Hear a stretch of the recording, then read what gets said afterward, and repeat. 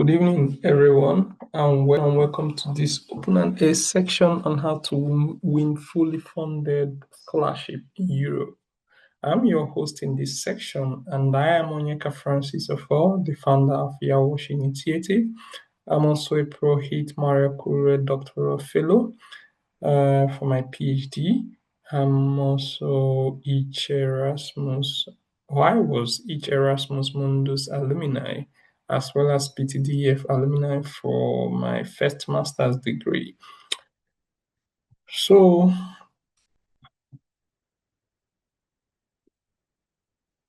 about the outline of presentation today, I'll be introducing you to the guest speaker, giving you a brief information about the Yawash, and then we'll be having a section about the Erasmus Mundus Scholarship, how to write a winning motivational letter and CV, and how to go about that scholarship, Swedish Institute Scholarship, PTDF Scholarship, Maria Curie PhD Fellowship, and then we'll be entertaining questions and answer at the end of the section.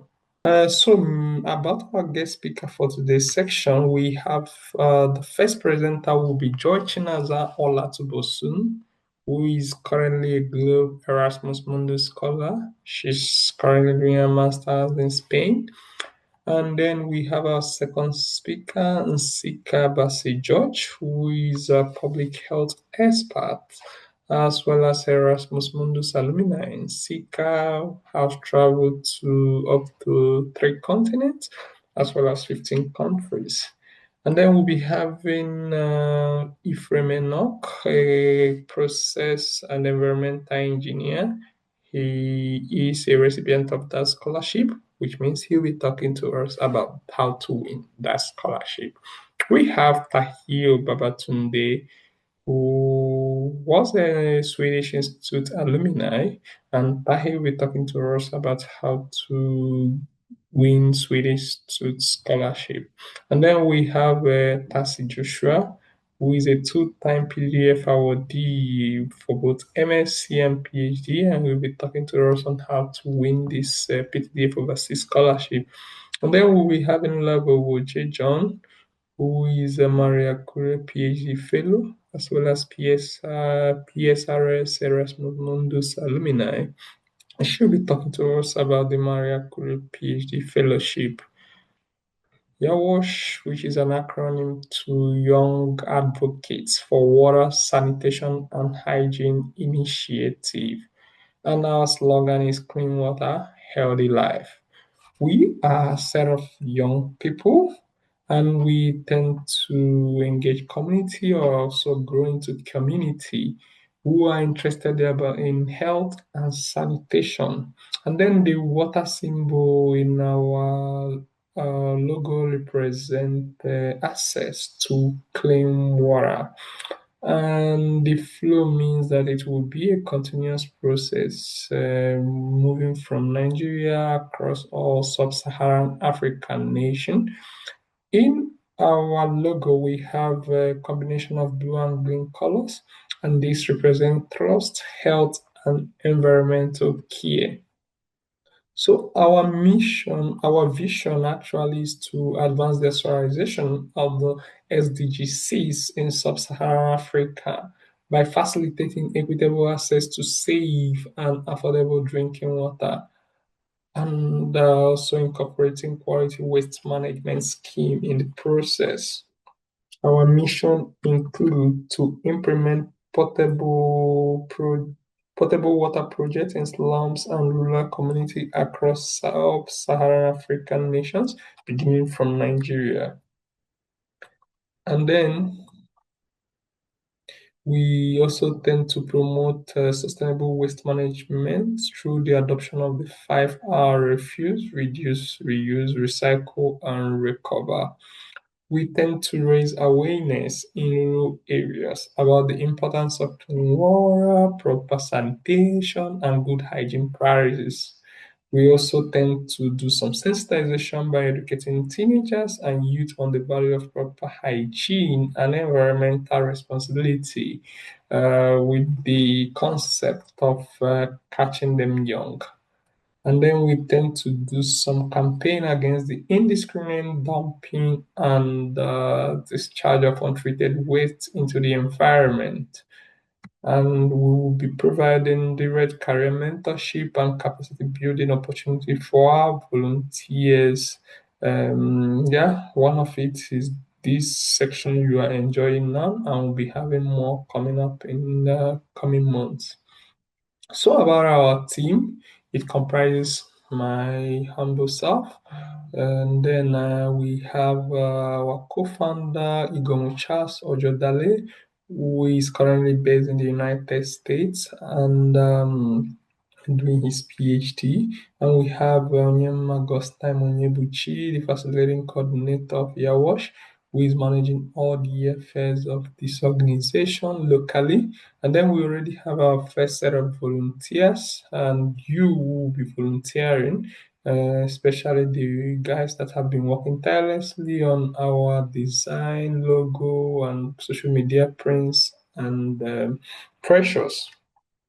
So, moving forward, you could be the drop that starts the ripple by volunteering with Yawash Initiative. And how to do that, you can scan the various QR code to follow our social media platforms on listening to when we'll be calling for volunteers. So yes, we have the LinkedIn, the Twitter, Instagram, Facebook. Thanks for your attention. And next to our speakers. Thank you. Can you see my screen, please? Yes. I don't know. Okay. Yes, we can. Okay, thank you very much. Okay. So, let me just move this. Good. Okay. So, what do you have on the screen, just to confirm? Like, can you echo what you've seen on the screen? Erasmus Mundus Joint Masters Okay, thank you very much.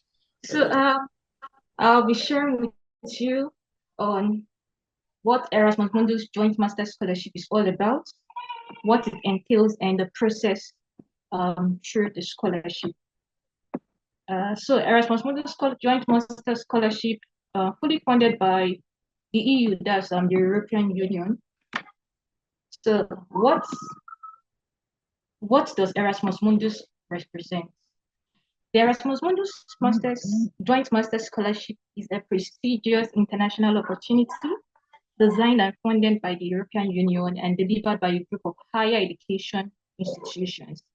They involve at least 3 HEI from 3 different countries, 3 or more actually, of which at least 2 must be EU member states and third countries associated to the program known as the program countries. Typically, they include periods of study, research, traineeship, thesis preparation, and defense. And by supporting this jointly recognized master's degree, the EU aims at fostering excellence and internationalizing of the participating institutions. So in essence, what am I trying to say? Erasmus Mundus Joint Master Scholarship is a scholarship funded by the European Union, like I earlier said, and it is organized among sometimes 2, sometimes 3 or more institutions coming together to host a particular program. In other words, you're carrying out this particular program around different countries, not just a particular country. So the EU member states and probably the other states that are involved, known as the program countries. Okay, so scholarship offers. What does the scholarship offer? The masters may also offer full scholarship to the best ranked students worldwide. Scholarship cover your participation cost and contribute to travel, visa, and living allowance. So sometimes the programs offer, some of the programs, although not all, offer partial scholarship, while some offer full scholarship. And some, if you're not able to meet up with the criteria, for the scholarship. However, you met some certain life expectations, they might grant you admission out, that it will be on the basis of self-funded scholarship. So I happened to apply for one that was ECT, I think in ecotoxicology, thereabouts. And according to the ranking, I didn't meet the criteria for the scholarship. However, I passed some certain expectations. So I was offered the admission, but on the basis of just self-funded. And I couldn't go because my goal was a fully funded scholarship. So I had to opt out and seek opportunities in other programs. So it may be fully funded, it may be partial, and sometimes if you're not able to meet up, they may grant you the admission, but on the basis of self-funded. So the scholarship covers your travel, expense, your visa, and living allowance. Mind you, initially, when you get the admission, you might not have the money. Like they definitely will not disperse the money till you arrive at the country, that's the host country where you're to carry out the program. So initially you have to be the one funding your travel costs and everything. However, when you arrive in your host country, you'll be reimbursed. So the master's duration is 1 to 2 years, and it covers 60, 90, or 120 units. Although majority of their programs are between 2 years, except for exchange programs, they're about 6 months or probably 1 year. It's majority of the master's programs are 2 years. Okay, so type of degree awarded. We have you will gain either a joint degree, which is one single degree certificate issued on behalf of at least 2 higher education institutions, or multiple degrees, at least 2 degree certificates issued by 2 higher education institutions of the consortium. So sometimes, depending on the program modality, you might have just a single degree certificate at the end of your program issued to you, but it covers for 2 higher education institutions. Meaning that 2 higher education institutions issue a particular certificate to you at the end of the program. Or you might get 2 different certificates issued by 2 higher education institutions. So you are at an advantage because you are having a certificate that covers 2 institutions, whether it is one or a multiple degree certificate, it covers for 2 institutions, and sometimes it might even be more. So you as well be able to define this in details when you sign a study agreement with the relevant Erasmus Mundus joint masters at the beginning of your studies. So upon gaining your admission, you have a document known as agreement document issued to you where all of these are laid out and you are to sign to consent to all of these things and to show you, okay, you're in agreement with whatever contracts they have with you. And in that document, it covers your it covers your study. Yeah, it covers the period of, I don't know if you're seeing my course, so it covers the period of your study. So in the agreement, it shows how many years the program is to cover, your research, traineeship, that's if it involves internship. Not all programs involve internship like mine, and thesis preparation and defense. So all of these are stated out in the agreement. So moving over to when to apply. A new batch of selected Erasmus Mundus Masters is added to the list each year. So most often yearly, the catalog is being updated. New programs are added to the catalog. In most cases, you should submit your application between October and January. In other words, it's telling you that as we speak, some programs have opened up their portal for applications. So you have to go through the catalog and know which one suits you and start making preparation, because some portals are already open for application for courses starting the following academic year. So each master's website has all the details about the course of study, the list of the participating universities, the entry requirements, and all the steps of the application process. We'll go through that in the next or subsequent slides. So the master's website has details of everything, the course of study, the partnering institutions that you'll be having your mobility with, the entry requirements, and other steps needed for the application process. So what do you need for this particular scholarship application? One, you need to have your bachelor's degree. It is necessary.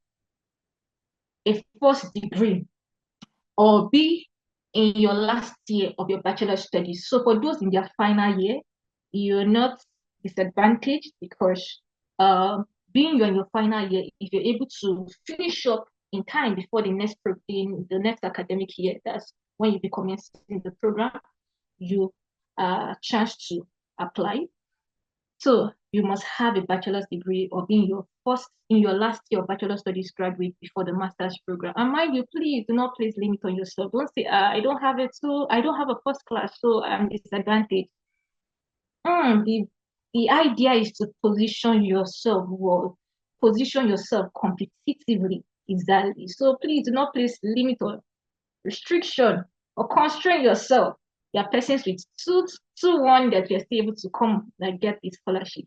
So it's not just restricted for first class students, in quotes. Also, you may also apply if you demonstrate a bachelor's equivalent learning of training. This must be officially recognized according to national legislation and practices in the degree awarding universities. So if you don't have a bachelor's degree, you should have something equivalent to it, probably the years or so. Yeah, you should have something equivalent to that. Then you should as well possess an academic transcript of records. Yeah, this is another crucial aspect. Academic transcript matters a lot. So ensure you have your official transcript with you. A transcript is a document that has the compilation of all courses you undertook in the course of your undergraduate studies, the grades, and then your cumulative GPA at the end of the entire program. So ensure you have your transcript. If you haven't yet issued for it, please do that in time, because in majority of the scholarship application, aside the Erasmus, it's necessary. Then satisfy the requirement of the program you're applying for. This is relative to the program you're applying for.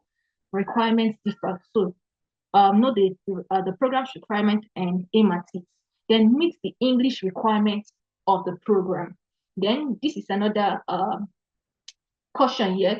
Some of the programs require English proficiency letter for English-speaking countries to verify or ascertain you have a knowledge or a sound background in English, while some insist you tender an English a standardized English test document, so where you have to present TOEFL and the likes. So it varies with program. You have to know the program you're opting in for and what is exactly needed. If they waive standardized English test documents, then you can use your English proficiency letter issued from your school. It's right as well with that. Okay. Which is Joy. For the Erasmus, please. Yes. So you can Hello? wrap up a bit time. Yeah, continue. Okay. Okay, yeah. Okay. So how to apply for Erasmus Mundus Joint Master Scholarship? To apply for the Erasmus Mundus Joint Master Scholarship, you need to first of all visit the European Union Scholarship page, select and upload required documents. If your application is successful, you'll be screened and shortlisted for interview. Follow the process. And a quick one, this is just the catalog. I hope this goes through. If it doesn't go through, we might have to skip it. So this is the catalog. I will still send the link to the platform. I just want to show you how to navigate the catalog. If it doesn't go through, we can copy it on the chat box later. Okay, okay. I think that would be better. I will copy it and paste it for you guys. So let's to consider in your statement of purpose very necessary. Almost all programs demand statement of purpose or motivation depending on the one you are asked. You have a storyline, tell a challenge encountered or noticed, challenge sparked your interest, show how your interest connects with the proposed program and your objective for the program. Okay, I give an example here. It is with this desire I am driven to pursue the program in blah blah blah blah blah blah blah. However, it should have a good catch. Also, tell a bit about your academic background and how it has better positioned you for the program. You wouldn't want to dwell so much on that. So also discuss relevant activities, professional achievements you have been involved in that have prepared for graduate school. Some of them don't want to look like you don't know what you're doing or you probably have not thoroughly prepared yourself. So tell about what you're currently doing to prepare yourself ahead of graduate school. Okay, it may be a relevant work, internship, social engagement, and like for instance, to apply my knowledge in biodiversity conservation, I enrolled for a mentorship program of which I emerged as the top 3 candidates from a pool of over 100 applicants. This shows your prowess and competitive spirit. Also, write on something spectacular about when you have a catch in introduction. You have to as well have a catch. What fascinated you about the program? It may be the opportunity to travel across different countries. As note that all this should relate to your internet program. It may also be an opportunity to fraternize with certain culture or people. So know how to capture it as an added advantage the program will offer to you. Then in your conclusion, connect your introduction to your conclusion, link it with a short and long-term goal is necessary. So the majority of your SOPs ensure to include your short and long-term goal in this direction. End with a sentence that strongly captures your enthusiasm for the program and your anticipation to be a part of the program. For instance, my childhood flawed experience has taken a revolution on me of the impact of biodiversity. My short-term goal is blah, blah, blah, blah, blah. Connect it with your long-term goal and then lead them with a conviction that you are a worthwhile candidate. So it's all about better positioning yourself. In all, ensure your points are in synchrony, ensure each paragraph connects with one another and flow well, like you're reading a story. You know, when you're reading a Cinderella story, you know how interesting it sounds, like you want to go on and on. That's the way it should look like. Then note, sometimes it's important to have an overview of the program ahead of time so you know how to connect your goals and aspirations with the content of the SOP. At the end of your entire SOP, check for grammatical errors using Quillbots and other tools. So this is paramount. Sometimes you have to employ some softwares in scrutinizing or screening your SOP. And that's all. Thank you very much for listening. I hope this was worthwhile and you were able to catch one or two from it. Thank you. Yeah, thank you, Joy, for the wonderful presentation. And You're welcome. Please hope I wasn't too fast. I was trying to keep up. It's fine. Like, it's perfectly fine. So, but we just take just a question because of time now. And so we have a question on the chat box which says, can you apply with a master's degree for Erasmus Masters, say a program you are interested in? Yeah, you can. It's possible. Even if you've gotten a master's degree previously, you can as well apply. It's another advantage. Imagine you're having so much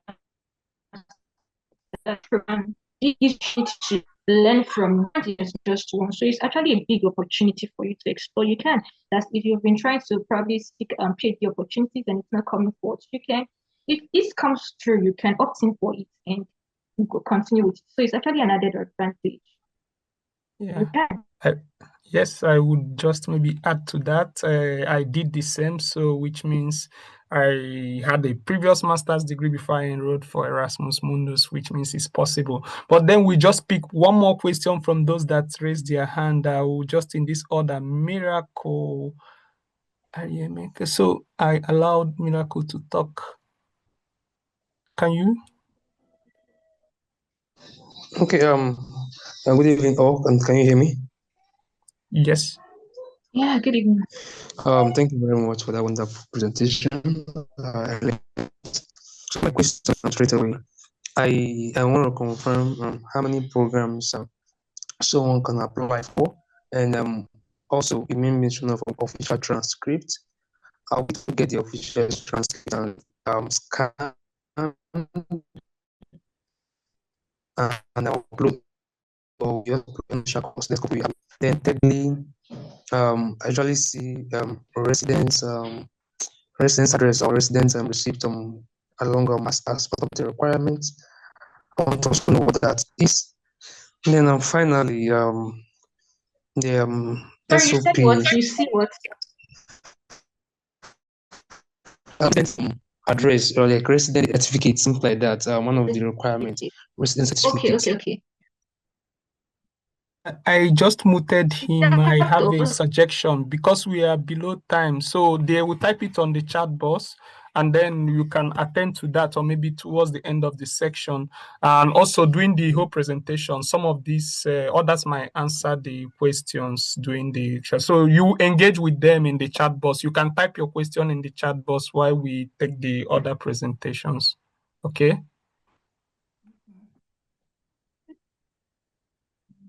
You get me, Chinaza? Yes, Joy? please. I'm attending to some of them already. Yeah. Exactly. So then we can then move to the next presenter, which is Sika. You can share your screen now. Okay. Thank you so much. I think I'll just share my screen.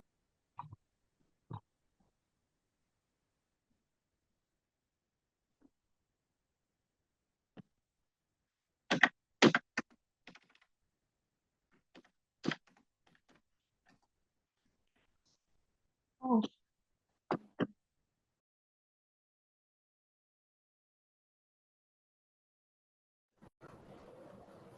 Okay, please can you confirm if you can see my screen? Yes. Okay, let's see. All right. So thank you so much, everyone. So I'll just be going through my presentation. Okay, let me just start. Okay, so just a quick one. Just a little thing about me. I've done many things in my life. I've been many things. But just a couple of things. I studied in Nigeria. I did the European Public Health Masters. I studied across 3 universities. So I studied across the University of Sheffield in the UK, studied at the French School of Public Health in France, and then last year at the University in Poland. My background and everything, I've just been in public health. I think I've just been dedicated to public health all my life. I've worked with a couple of organizations, all the way down Kano State Ministry of Health, all the way to Akasos, where I work both in Nigeria and Switzerland. I was an Erasmus Mundus scholar. Yeah, I speak about 5 languages. I've lived across 5 countries, and then I've also done so many other things in my life. So just a disclaimer, first thing first, I would say that you're still local until you have an international passport. Just to really reiterate the value of you getting this, because usually sometimes you can get opportunities and beyond just a scholarship, and then if you don't now have the passport, you might actually miss out on the opportunity for you to maybe go for maybe that program, as the case is. And then just to mention that there are a pleasant scratch the back of different programs that one can actually even consider. And just to say that there are even more, and many times, just to also give context, a couple of scholarship programs are actually domiciled in the schools, right? So the schools themselves usually have like programs that you can, like scholarships that you can apply to, and that's why you just being ready to do your research really comes in.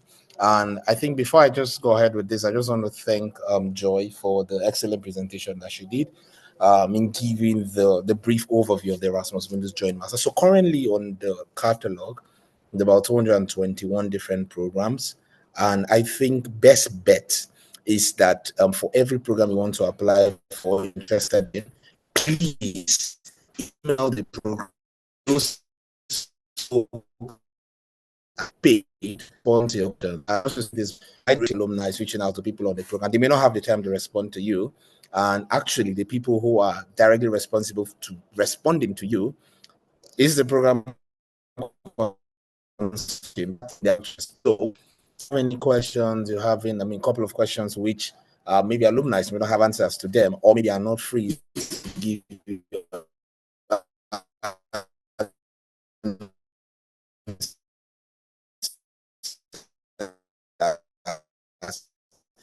over gives you, I would say it's an opportunity for you to describe your motivation for that particular program. And I think things that we usually miss out is, why you made that decision, right? What are the things that have led you to the point where you're deciding that, okay,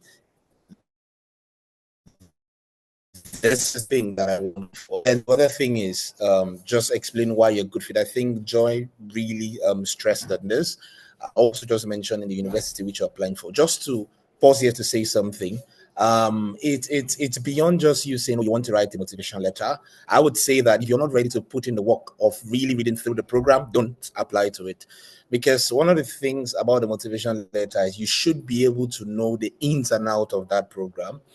And even if it means you spending weeks, spending hours, researching, looking through the website back to back, cover to cover, that is what you should be doing. And I think that is something that's going to really inform how you structure a motivation letter. Sometimes it's actually quite sad that people apply for programs and they don't even really know what they want to get out of it, just because, maybe you just want to travel outside of the country. I don't think it's a very good thing to do. The other thing is, generally for Erasmus Mundus programs, the motivation letters, as the case is, are usually just between 500 to 600, which means that and of course they have to also be written, but it depends on programs. A couple of programs I've also seen that you may need to write your SOP in French or in Spanish, depending on the consortium and for that program. And lastly, it's a very competitive opportunity, and you need to keep that at the back of your mind and know that if you're giving a shot, it has to be the very best shot. Okay, then lastly, there's something a friend of mine would always say.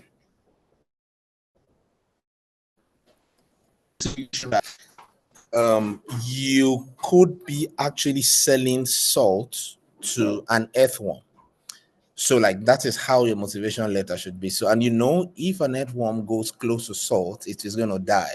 But how do you so sell yourself in such a way that you can convince an earthworm to buy salt? Like, and here, what we're saying is be truthful. We're not saying you should lie, because of course there are a couple of people who do very dodgy things, and I can also, assure you that these people would know if you're lying.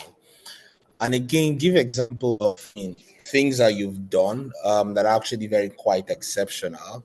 I'm not just mentioning rules. So this is also maybe applying now to the CV, because again, some of the mistakes that people make with CVs is that they just put in just a job description. No, that is not what we want to see. Your CV should be achievement based. So what did you achieve? That's what people want to see. They don't want to see that you're a director. Okay, director, and so what? So they want to say, okay, maybe you're a volunteer in one organization, and so what? What did you do and achieve? So those are things that people really want to see. Then another thing is read the course outline, and I cannot actually overstate this, because this is going to give you like a very clear picture of what you really want to do and really what you want to get out of that particular course as well. And the last bit, this is also where a couple of people miss it. We usually just focus on what you want to get out of the program, or who you want to learn from, but we usually forget what are you bringing to the course, because you don't want to be selfish. And again, programs also look at those things, because you're like, okay, this is going to add to your goal, but the last bit on what are you bringing in, like what unique. All right, so this is from a friend, and just to also give a caveat that there is no one size fit all approach to writing a motivation letter, whether for Erasmus or for any other program, right? It just depends on one style of storytelling and being able to tell the story in a very clear and consistent manner. I think that is the very most important thing. Now, this is how my friend actually structured her motivation letter, starting from the course that she's applying for. You see, so just breaking this down into that really also helps you and give you very coherent sense of what you are writing about. So if I was to look at your SOP, it should be clear. One paragraph is saying just one thing, the second paragraph is saying another thing, a third paragraph, and they're all building on each other. And you can see, because she spoke about the course, spoke about her interest, what actually interested her, and this can be just what Joy said about the very first opening, like that very captivating thing. So what was something that happened that actually struck you and you really wanted to solve a problem, right? And then the second paragraph, for her, she focused on fitting that course, to her future career plan. And then the third part was actually focusing on past work experience. And then the last bit was just talking about what she brings to the course. I'll just quickly go over, and I think what I will do at the end is just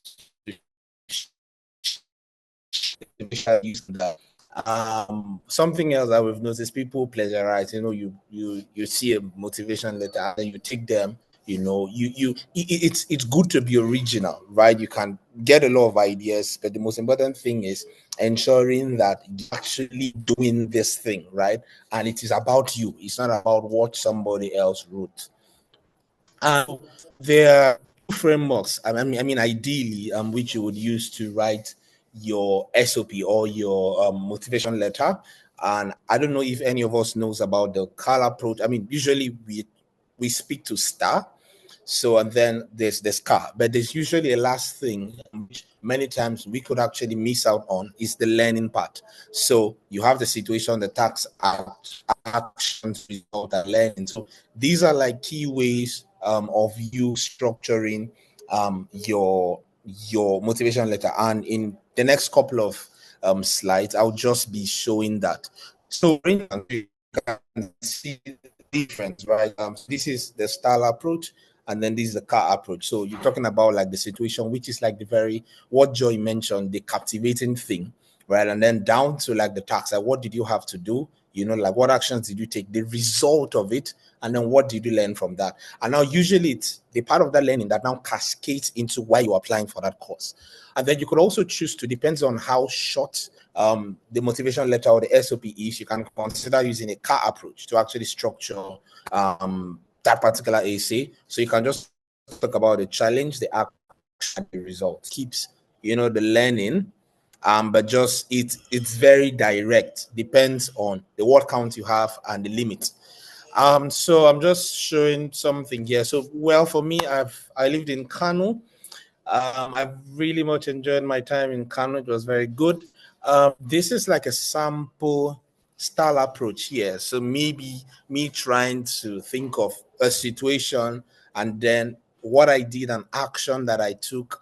And then on the other part, you're going to see like the result and then the learning and then how I applied that to the course that I was actually going for. So you can see from the situation, what was the main thing there? Oh, there was this challenge, children were actually susceptible, to preventable diseases. And then what was the task I had to do at the time? I had all of the things of, like organizing programs and then maybe improving immunization coverage, right? So that was like the action, that I had to take. And then on the other bit is like, what was the result of that? And then I spoke about that. And then what did I learn, from like what I did? So you can see this experience taught me this, that knowledge alone is not enough. It also reinforced my passion for working at the intersection of policy and practice.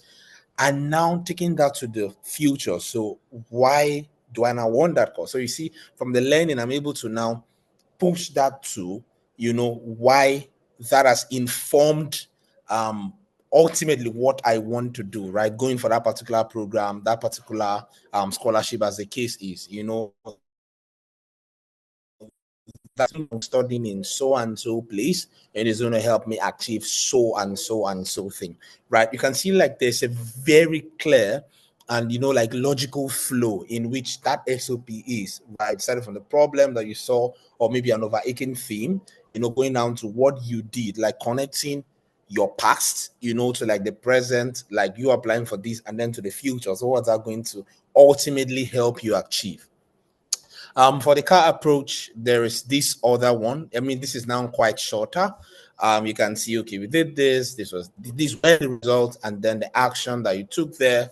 I'm sorry, this is supposed to be the future part. So how that now connects to that program that you are applying for. I just want to possibly walk you through. I will just stop sharing my screen and share another part of my screen. Okay, let me just share. Just give me a minute.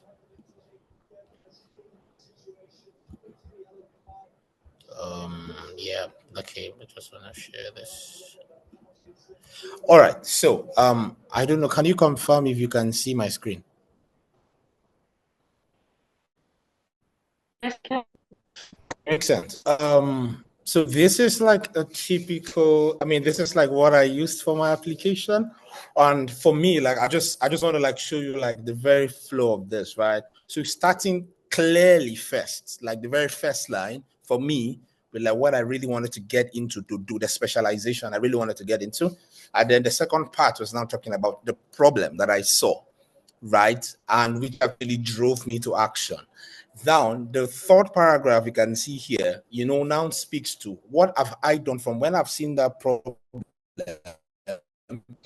What have I mean, done ultimately to actually try to solve the problem that I've identified above in the first paragraph. And then talking through that, I've seen, okay, I've done this, I've done this, I've done that. However, if you look at like the very last line of this, that even though I have achieved many of these things, there is still more that can be done. So you see, and I'll try to now connect that, logically to like the next paragraph I wanted to speak of. And I said, okay, the desire to enhance this and this and this, completing this master's, would help me achieve so and so and so. Now, this other part is now where I was stressing about you studying that program really well, because when you're looking through the program, what these guys want to see is that understand this, understand what you're coming for, you know who you want to learn from. And the game changer is, okay, you're very particular about so and so course you're going to be taking. You're very particular about learning from so and so person. That shows that you're very connected to that course. And you can see like what I did here, speaking to, who exactly I was so very interested about learning from. On then speaking about the placement. And then the other part of things, just this other 2 bit is now what I would do. So if you notice what I said, what would be your contribution, right? One, to the program, and also like what you're going to be doing like long term. And then you can see, okay, I'm going to, engage, share knowledge, best practices with this and this and this on how to apply so and so and so and so.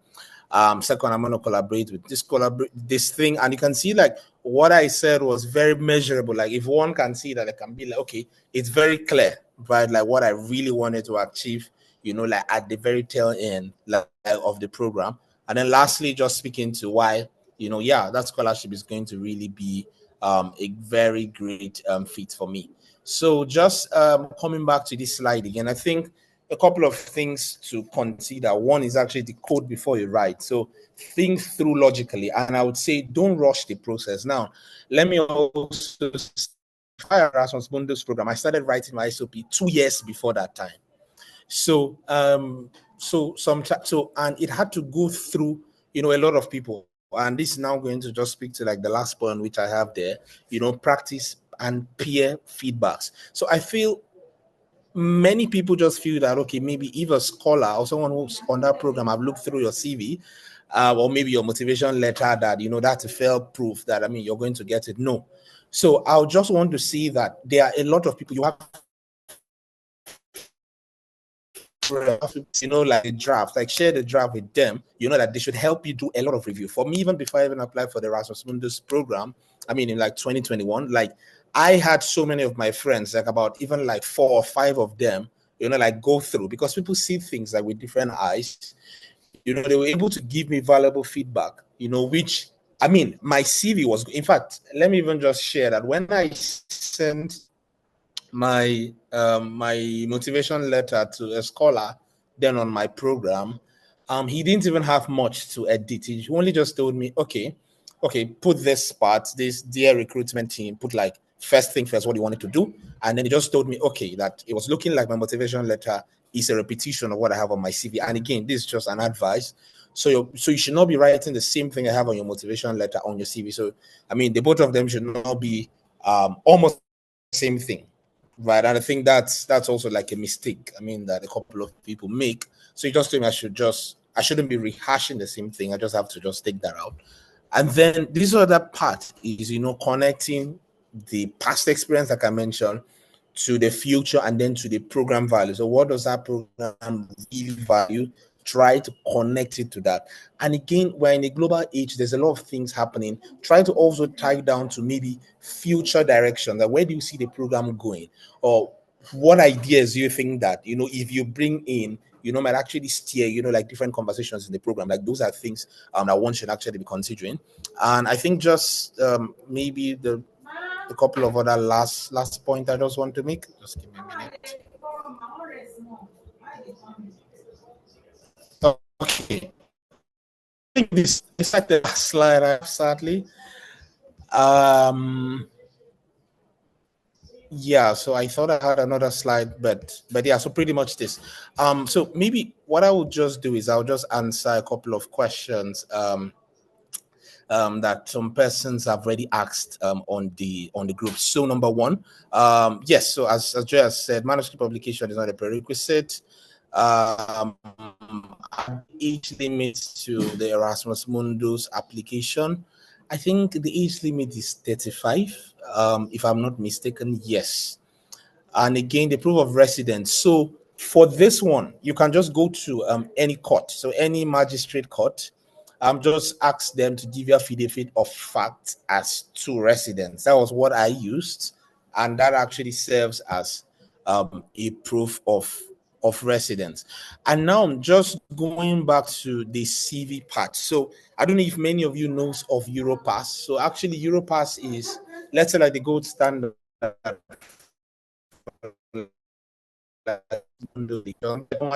people in Europe, are just so used to. And I think like that's like something that people should actually be looking out for, to like use like in your, like when you're making your application.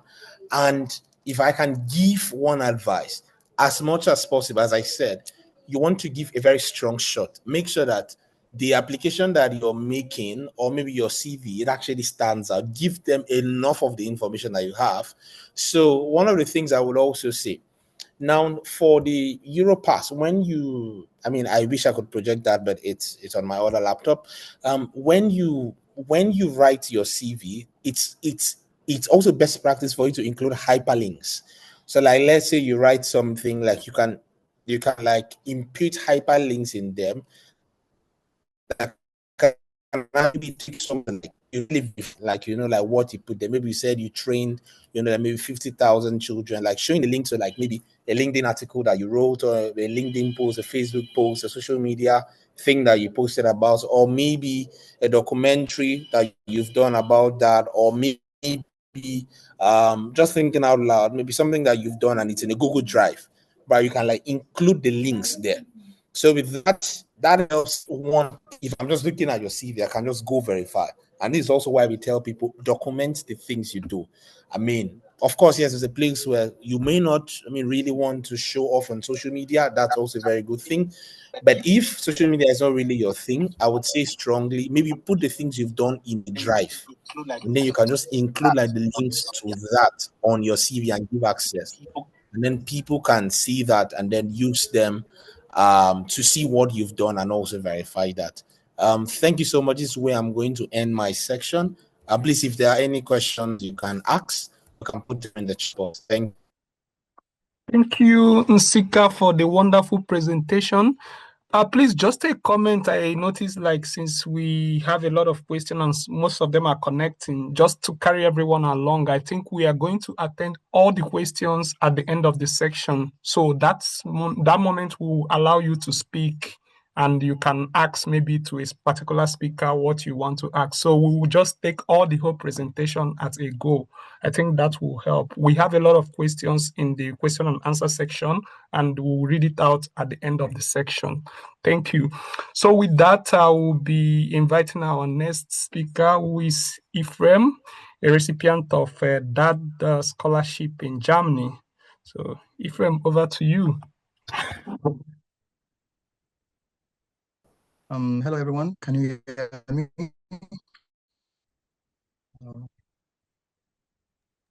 Yeah, we can hear you, sir. Right, thank you. Thank you for that.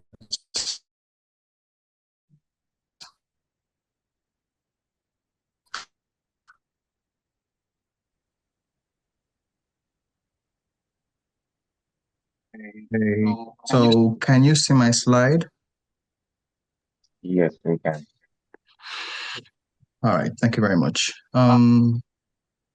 Good evening, everyone. My name is Adkitsi Ephraim Enoch, and I am a DAAD Leadership for Africa Scholarship holder, and I will be sharing a brief information with you all on how to actually prepare and get this scholarship. However, before I say anything, I want to send out my sincere appreciation to the organizers of this forum. I think it's really, really important. As personally sitting here, I have nodded my head several times when the speakers were speaking, because there's so much information that is being decimated here. I haven't said that. Welcome to Scholarship 101, and let's focus on that leadership or that scholarship. So, what is that? DAAD is actually a German word which stands for Deutsche Akademische Austauschdienst, and that's not our business anyways. The English meaning is German Academic Exchange Services, and it's founded in 1925, and it's one of the world's largest funding organizations for international and academic exchange. And these are just a few benefits of the scholarship. It could be fully funded, it could be partial, and there is a constant monthly stipend, and also health insurance and liability insurance, travel allowance, and a possible family reunion, and yeah, rent subsidies. Now, I will just focus on three important things, and I understand that I have just very limited time, and I really will use the time I have. And so I would just beg you all to just pay attention and take note of questions if you have any, and towards the end, we shall address it together. So I think the most important thing for you as an individual or as an expert is to discover and ascertain your why. And this is the point where I will ask you, okay, why do you want a scholarship? And I think it's very important, because that is what is going to keep you in the long run. And just as the previous speakers have said, and specifically to the last speaker, to be very honest, most of the work will be done by you. Okay, you will do most of the work. And I was so grateful that he mentioned a lot of things. And most people think that when you have platform like this, what they want to just do is get connection and meet out people to people, and probably the work gets easier. Yes, it will get easier, but you will do bulk of the work. And what people like us can just do is to just direct you, okay, and give you few information. However, bulk of the work will be done by you. And that is why you need to get a why. Why are you in this meeting? Why are you spending your 2 hours in this meeting? Why are you spending your data, your resources, your time? Why are you here? If you figure what the end goal is, or what you really want for yourself in the long run, then when the going gets off, you will be able to stand. And also very important, it's going to keep you going. It's going to keep you going towards the process. And I say this very well because the DAAD scholarship is one that it's not it's very easy, but most times people struggle to really understand what it is. Sometimes I have people reach out to me and they say, "Oh, I see from your profile you are a DAAD scholarship holder, and I want to apply for the scholarship, blah blah blah." And I ask them, which of the DAAD scholarship do you want to apply for? And they're blank, literally blank. And I said, okay, we have a lot of work to do. And it's very important. You will do the work, okay? You're gonna do the work. He spoke about writing SOP for how many years? And I tell people I started planning my plan, like I started planning to leave Nigeria and study on a master's in 2019 when I was in my 400 level. I started getting information and gathering information. And so I had a very clear, defined goal. I knew why I wanted to leave. And so it was very important in keeping me going. Now, I'll just go directly now, explain how to get the scholarship. To be very honest, this is just the process. First of all, you have to select a program from the DAAD website. Check out the requirements and deadline. Did you meet the requirements? prepare your documents, CV, motivational letter, transcript, certificate, reference letter, and apply online through the portal. It sounds this easy, but the thing is, in each of this process, you need time. Okay, you need to take your time. Selecting a program from the website is not an easy job. Okay, the DAAD is like one of the, if not the largest, but one of the largest funding bodies. So there are over 170 programs, okay, that are being sponsored by the DAAD. And most people just know one. Okay, if I ask them, they tell you, oh, EPOS. And if I'm lucky enough to meet someone that has done a little more research, they tell me, oh, there's Elmont Schmidt. And there is more. There is so much more. And that's why they tell me, okay, which one should I apply for? I tell them, I really can't tell you what to apply for, but you have to go to the website. You check all 170 programs one by one. Yes, one by one. And you're checking out the requirements, you're checking out the details, you're checking out the deadline. Did you meet it? Now, this is where most people don't really want to put in the work. And it's important to do this because you can never tell which opportunities are available at that point in time. Now, I am not even an EPOS scholar. I am not even an Elmont Schmidt scholar. I am a DAAD Leadership for Africa scholarship holder. And it's a program that didn't probably last for more than 2-3 years or open to Nigerians. It just opened, and in that window of space, I got the information and I applied and I'm in. And right now, it's no longer available for Nigerians. Right now, I don't know what happens in the future. But the point I'm trying to make is you need to be abreast. You need to take your time and do the research. You need to take your time and do the research. And just like little information on the side, now early preparation is key. And you don't just wake up and say you want to apply for a scholarship in maybe June, July, and you want to probably leave around September, October. Doesn't work that way. You need to start early. And by early preparation, I mean at least a year. You need to start at least a year because there are so many details. Okay, first of all, you need to research and find a program that's really suits you, that really fits you, and you need to do your research. The previous programs have spoken about you understanding what the scholarship is all about, and context is key. There are programs that are suited for this kind of thing. There are programs that are suited for probably technical prowess. There are programs that focus more on management and other kind of things. You need to know what the program is all about. Okay, you need to read through the website because sometimes you might need to lift words from the program requirements in your SOP. Okay, this shows purpose. This shows that you know what you're doing, and you need to have time to give out your document to people to really go through it. I spent like 2 months writing my SOP, and I kept giving it out to different people.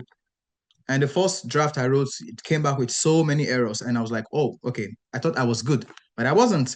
And I had to start changing it and rebranding. I gave it to so many people. Eventually, I had like a final draft, which I submitted. And after then, I was so like solidified when it comes to writing SOP because I believe that's one very key document that's give you a very good chance. And I'm very happy and glad that the previous speaker did justice to that. And this is a link to let me call it the catalog. Okay, it's like all 170.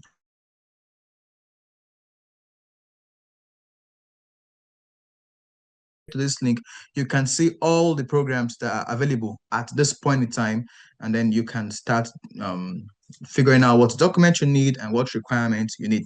Now, key bonus. It's very important to have some extra skills when applying for the DAAD scholarship, and I say that because I was not particularly like the best student in school. I didn't particularly have like a very sound CGPA, like above the 4.5 or something. However, I knew this. Okay, when I was in school, I knew that okay, I don't have a very sound CGPA, and so I said to myself, okay, how can I cover up for this? And that is where other things come into play. Okay, for the DAAD, I strongly believe that it's your leadership skills, your volunteering, and your short courses are very, very key to giving you a good shot. Okay, aside your leadership, aside your work experiences, you need these things because it shows them that, okay, you really, really, really have yourself put together. You are so interested in this certain area that you're carrying out short courses. I had over 10 short courses on my CV, and my volunteering was like over 4 or 5 places. And then my leadership skill were so much, so many. Okay, it shows your character. It shows the kind of person that you are. And some scholarship don't just look out for your technical or academic prowess, but they also check out for soft skills. They check out for other things that you can really do or what you can really bring to the table. And this is where you need to also try to capitalize on. Now, yeah, I said previously that you don't really need a very sound grade if you don't have one. Do not be discouraged. Still go for it. However, please get a 5.0 if you can. Okay, very, very important. Get a 5.0 if you can. And then for the bachelor's degree, most times it shouldn't be over 6 years, right? You shouldn't be older than 6 years. And then for your language proficiency, you need to have like mostly English, to be honest, but there are some programs that can also go for German. And that's why I keep saying that you need to check out the requirements for the program. And then relevant work or research experience is also very important for some programs. And now impacts. Now, the advantages of the DAAD scholarship is so broad, and I just wrote a very few of them. It's a chance for you to advance yourself in your career and academically advance yourself. And that is pretty easy. And you get a chance to study in an advanced academic system, okay? And then it gives you an opportunity for social and cultural integration. And coming to a country like Germany, you probably will have like a Schengen visa and you can travel to several other countries. And you can also get to learn about the culture of the place you are going to in other countries and also in Germany. And yeah, in the long run, you definitely will have like a higher purchasing power, okay, if you advance your career and your academics, yeah. And that's basically everything, to be honest. And I want to say a very big thank you for your time. And please, you can take note of your question and we will try to answer it at the end of all presentation. Thank you once more, and I remain Ephraim at Gitsi Enoch. Thank you, Ephraim, for your wonderful presentation. I mean, you people have heard you need volunteering opportunity, and that's why Yawash is here. As well as at the end of your program, you will have high purchasing power. So these are stuff you will hear. Without wasting much time, we can invite our next speaker, who is Tahir, Swedish Institute scholar. Oh, alumni, sorry.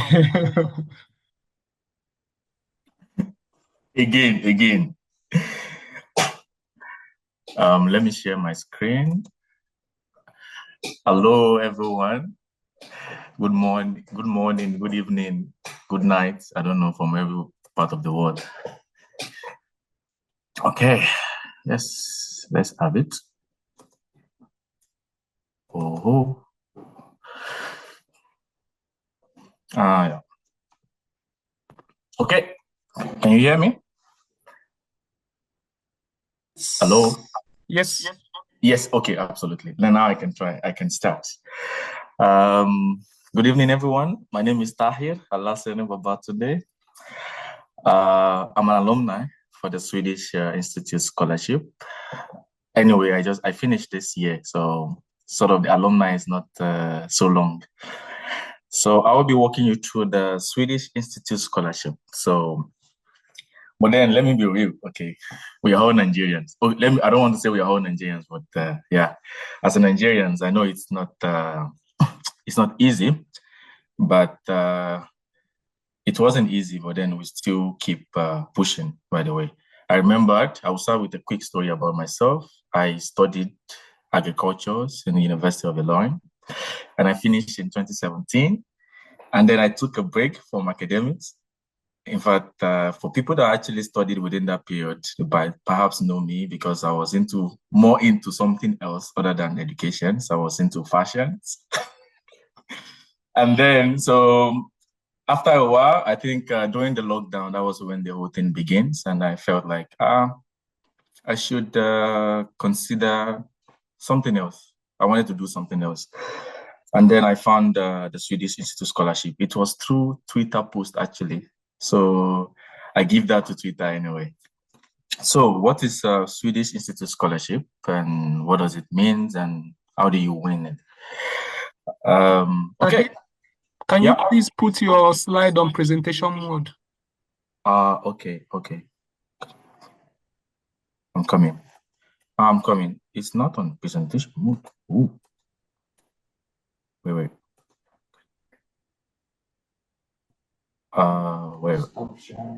Let me stop sharing and then I'm coming. Share. This content. Okay. How does it look now? Yes. Good? Yeah. Okay, but then I can't see what I'm actually presenting. Okay, so the Swedish Institute Scholarship, which is shortened as the SISGP, which means the Swedish Institute Scholarship for Global Professionals. I know most everyone's, when we had scholarship, like, it has to be I have to be a first class or strong 2-1 to win scholarship. I am not downplaying anything, but for sure, there are a couple of scholarships like the Swedish Institute, which perhaps if you for example, you are a 2-1, but then you sort of have a stronger backgrounds across the walks of life, like, for example, leaderships and experience in your field, you tend to have a shot. So what I'm saying in particular is the academics is for sure is very important to win the Swedish Institute Scholarship, but then they focus more on your leadership experience and your community engagement. It's very important for them. So I would say if I'm to grade and I'm not representing the Swedish Institute, I would say the leadership experience and your community engagement actually, so they take more priority than the academics. But this is not to say that academics is not important. It is important, very important, but then it gives you an additional edge. So for the application, then how do you win scholarship, the Swedish Institute Scholarship? I mean, you have to be eligible to win a Swedish Institute Scholarship or for any scholarship particularly. And then according to the website, for the current eligibility, there are around 33 eligible countries, which for sure Nigerians that I know, Nigerians, Uganda, Kenya, South Africa, and a couple of other African countries. Initially, it was more than this, but I think they cut it off since last year. So unfortunately, some African countries were removed, but Nigerians and some few countries were they remain their spot. So then how do you apply? Then you apply for the good thing about, or I would say good thing and the tricky things about SISGP is you have a different website for the scholarships, and then there's a different website for admission. So which means that you apply for admission separately, and then you use the application number for your admissions, then you use it to apply for scholarship.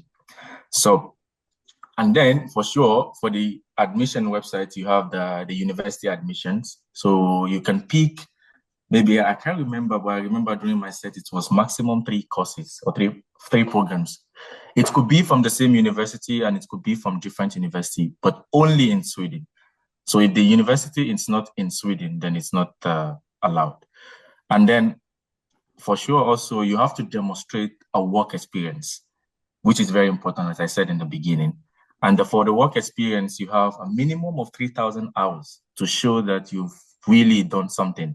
So how they calculated the 3,000 hours is, according to the Swedish law, they have 8 hours per day and then 5 days per week.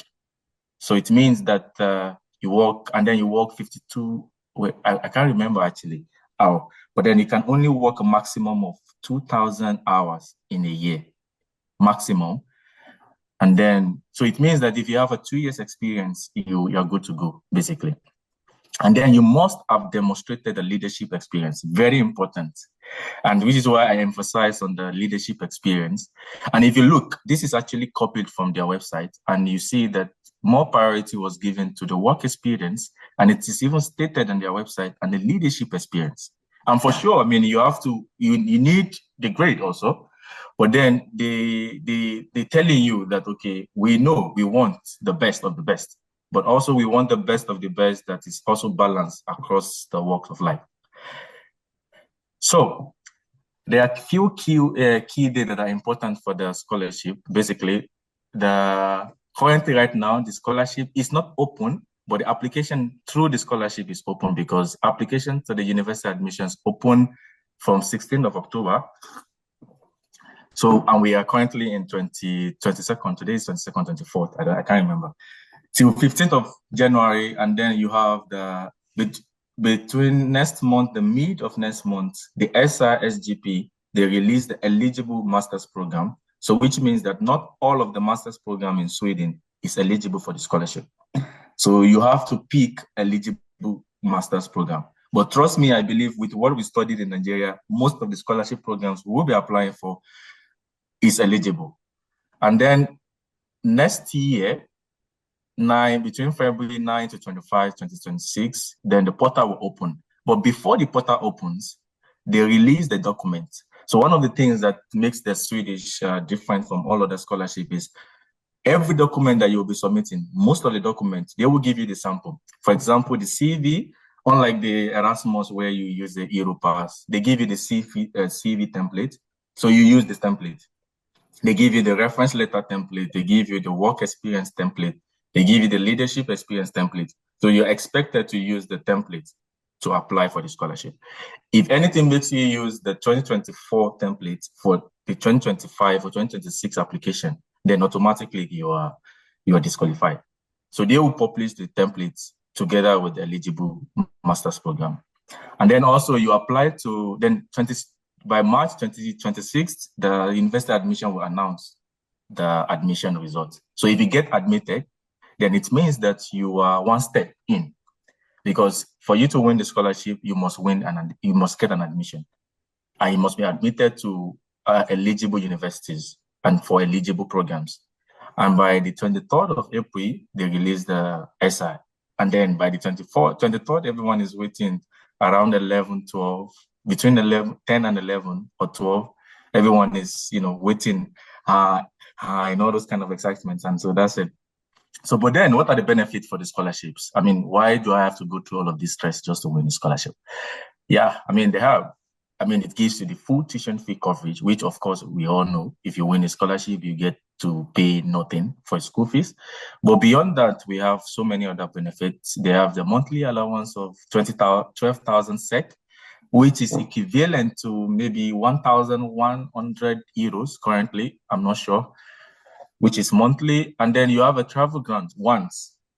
They're going to give you 15,000 SEK travel grant. And I think this travel grant depends on the distance because I know for sure most of the African countries have the same travel grant. But then it depends on actually the distance between your countries and Sweden. But let's go with the 15,000 because some are actually less. And then we have the membership. You automatically becomes a member of the Swedish Network for Global Professionals. And then there are other leadership programs that you do during the course of your programs. You can always go and attend, to boost your CV, to improve you professionally and even individually. And then at the end of your program, you become the members of alumni. So right now, as I am now, automatically when you successfully completed your programs, you'll be given a diploma and then you become an alumni. So which means that you can always connect with other fellow alumni and then you can do things. So with me, the most important thing of this whole presentation is the tips. Because for sure, every other things are what we can see, what we can actually read online. But what are the tips?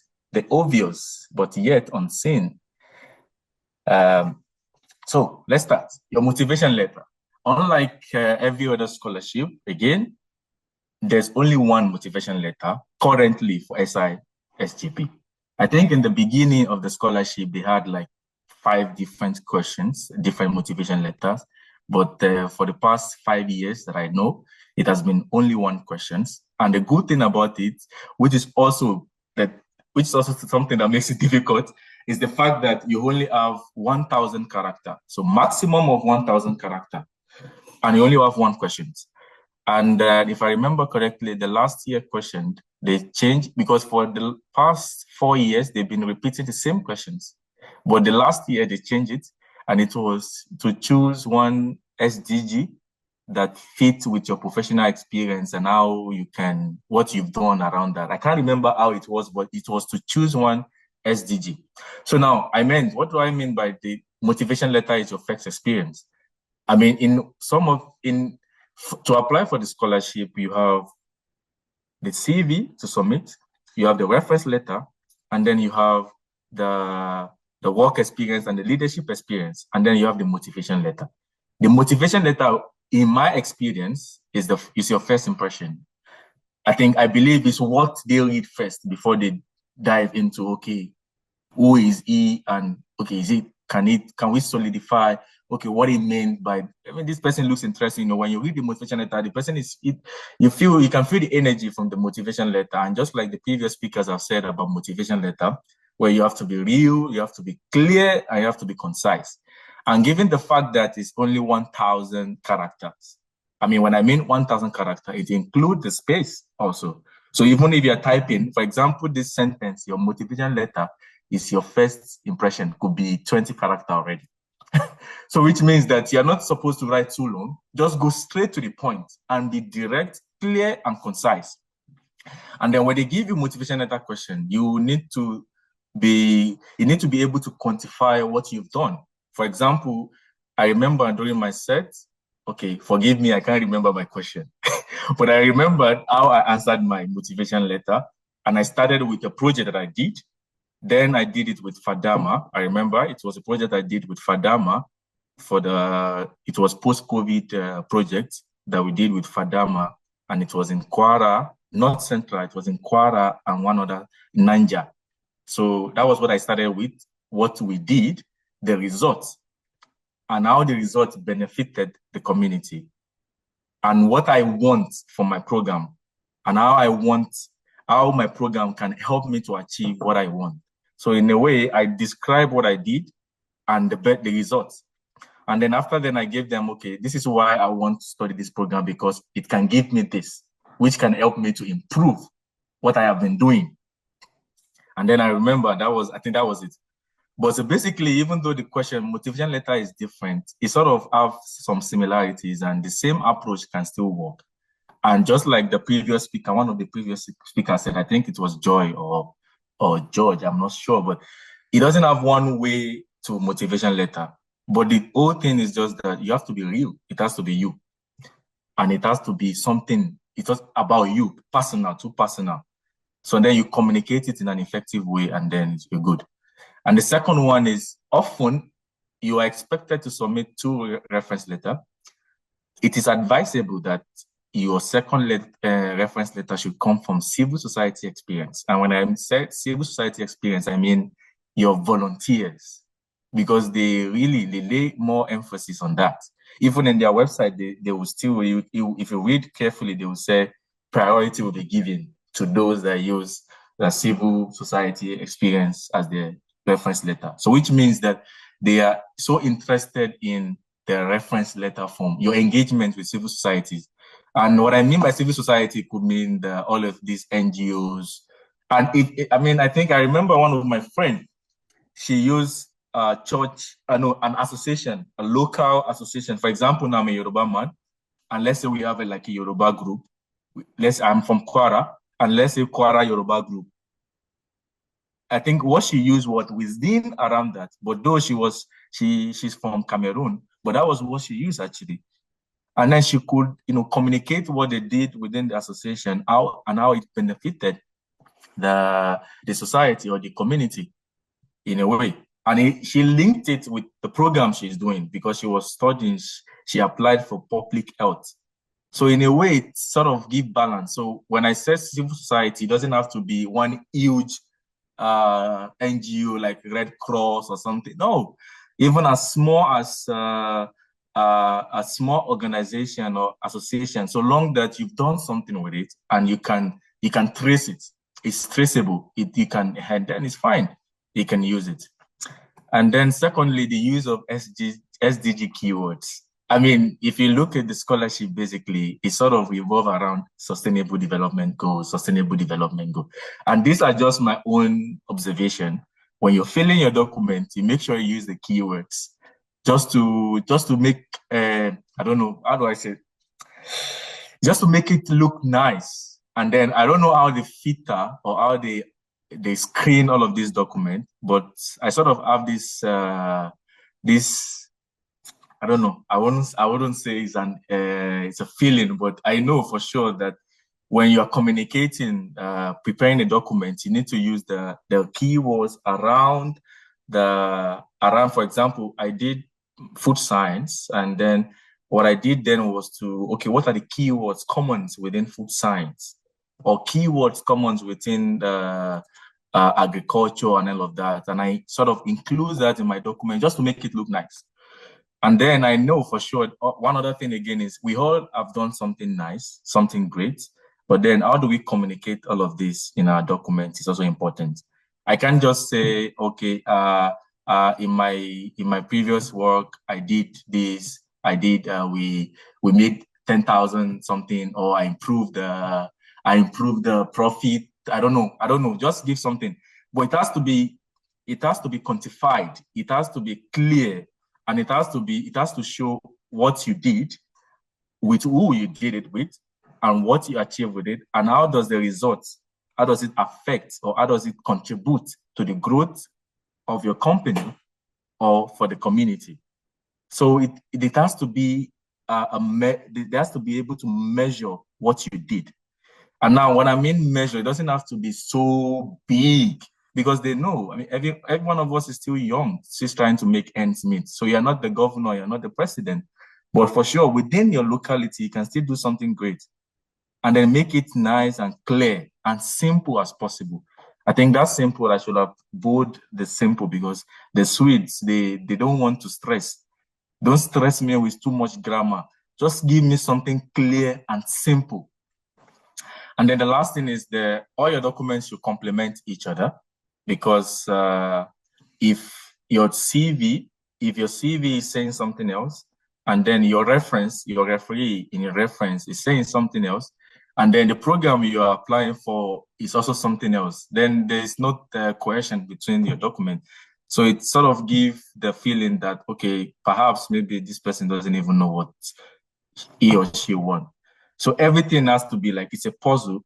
So each of your documents should answer a particular question about you as the applicant. So your CV should be able to communicate to them what you've done and how what you've done have prepared you. And your referee should be able to communicate your personality, your achievements, and what you have done. What you have done in the past, or what you're currently doing, and how it's, affecting, influencing the group, your company, or the community. Everything has to, in such a way, relate. I mean, it doesn't have to completely relate. For example, now I did agriculture, and I was working with a contractor. Basically, I did agriculture in my bachelor, and I remember I was working with a contractor then. And then we were actually doing some projects in agriculture. Though we were doing other projects, but what I focused on was the projects that was related to the program I was applying for. So I was not mentioning the electrical project that we did or the transformer project that we did. I was only focusing on the agricultural project that we did, because that's the only thing that is related to my application. So, and then my referee, when they were talking, they were using reference from the project that I did that was related to my field. So they were not talking about anything different. And since I used the civil society referee, and it was basically an agricultural civil society, so they were talking about what we did as a group. And then one other thing again that I've noticed that I forgot to add is that when you are building a document, always try to talk in group, like not I did that, oh, I did that. No, they are not interested in what you did. They are interested in what you alone. They are interested in what you did together with the people. Like, for example, how do you lead people around you? How do you manage group? And how do you guys work with a group to achieve something?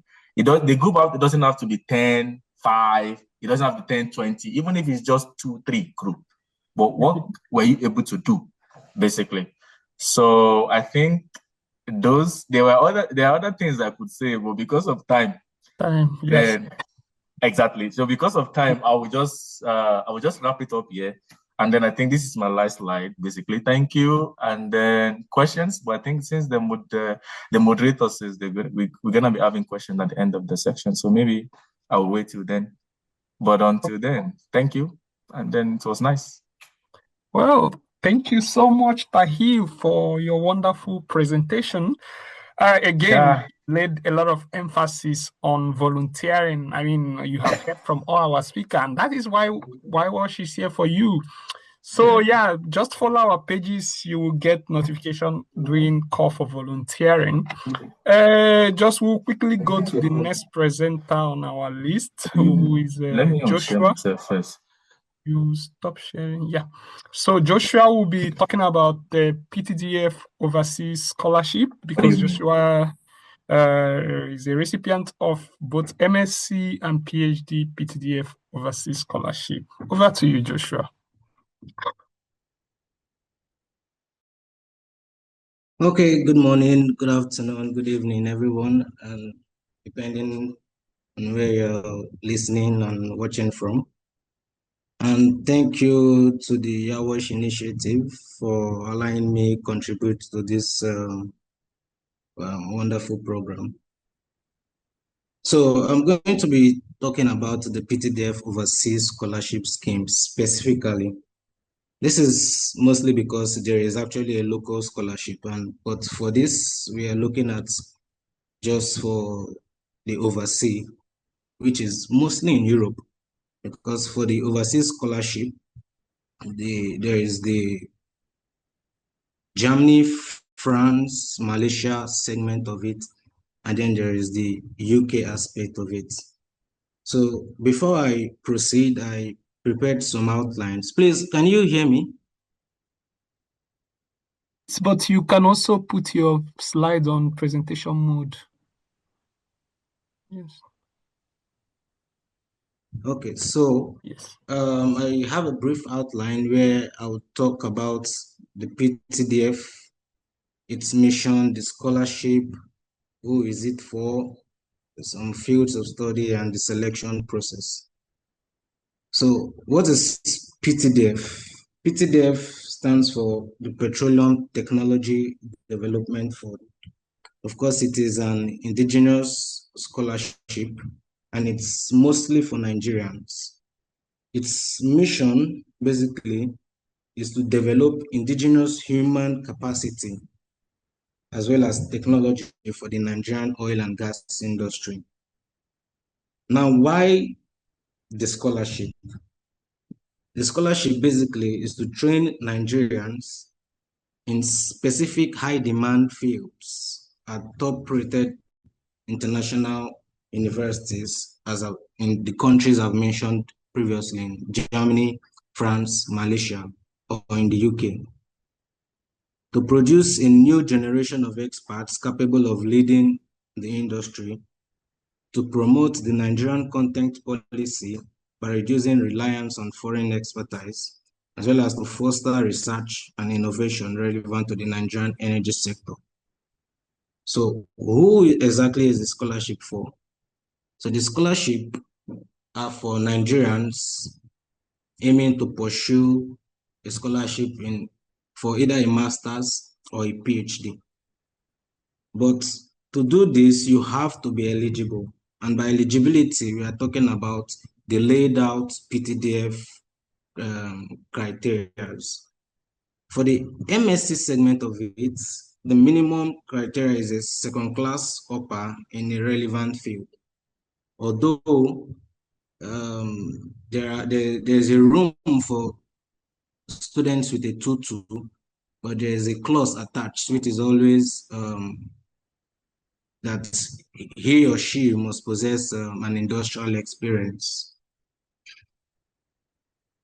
Then the completion of NYC, 5 O-level credits, including English and Maths in either WAEC or INECO. Now for the PhD clause, you have to go a degree higher, which is possessing a master's degree. There is no particular grade. It's just they'll say a good master's degree, and by that basically it means a degree that can show that you have the capacity to undergo a PhD. Now, what are the fields that could apply? For this particular segment, it's a little stricter. We use stricter for the MSc categories. This is because in the PhD, most times students outside the STEM field can have PhD proposals that they can design to fit into the goals of PTDF. But in the master's category, most times it is streamlined to either science, engineering, technology, and mathematics. So engineering, we know petroleum, chemical, mechanical, civil, electrical, and so on and so forth. Geosciences, geology, geophysics, and so on and so forth. Environmental science, renewable energy, project management, and economics. Now for the selection process is mostly online, and it happens in the first annually every year during the first quarter of every year. So applicants are expected to go on the PTDF website when it's published and apply. So you first of all show you're a Nigerian, and by that it means you must possess an NIN. So the NIN would be validated on the website during the application process. Upon application, there will be another segment where you have to upload all the required documents showing you meet the eligible criteria. Now, the major difference between applicants for the MSc and the PhD is that aside from your O-level and your master's for the PhD, the MSc students are required to have a statement of purpose or a motivation letter or letter of motivation. But for the PhD students, you need to have a proposal.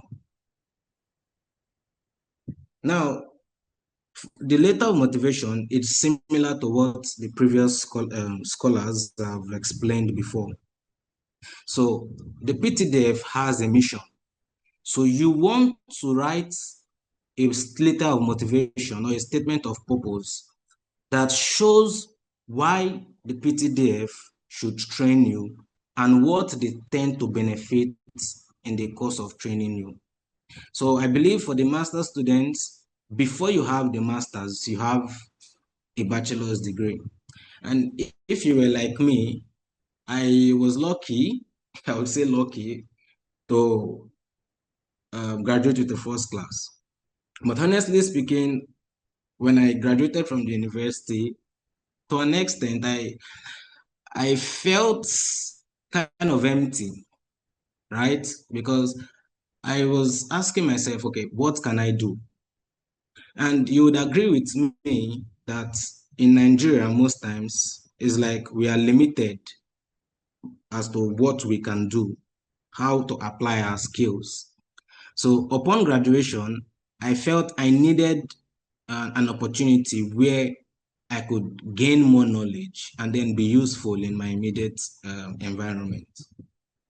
So I drafted my motivation letter in this contest, trying to show the fund the benefits of investing in me and what I would like to do upon completion of my master's. Luckily, I was able to get it, not on the first trial, but on the second trial.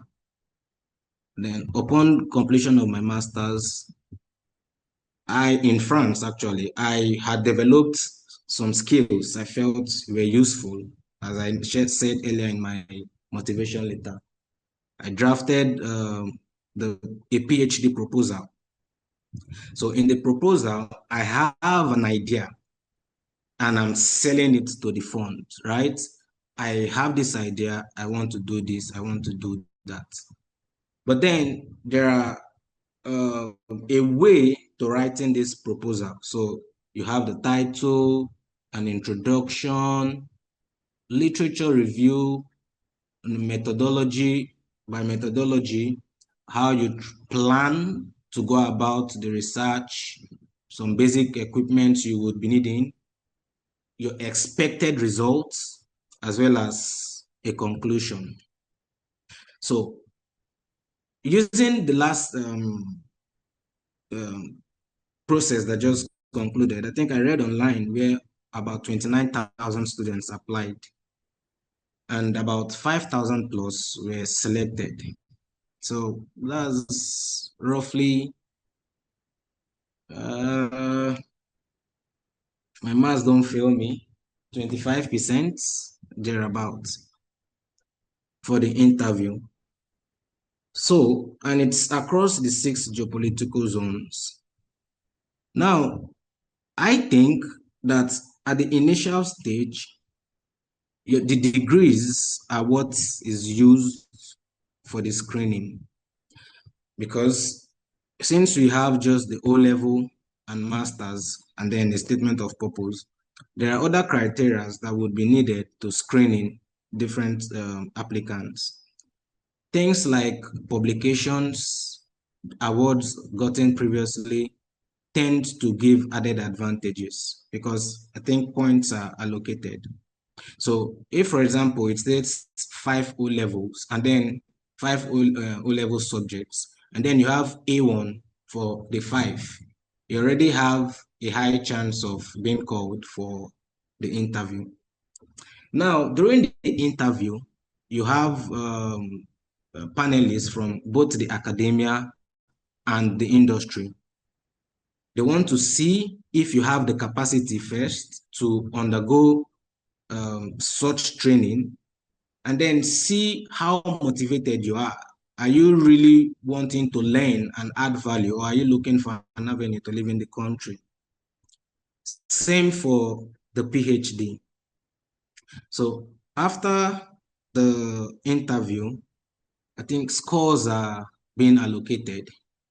And afterwards, the best students from each state, including the FCT, are selected for the scholarship.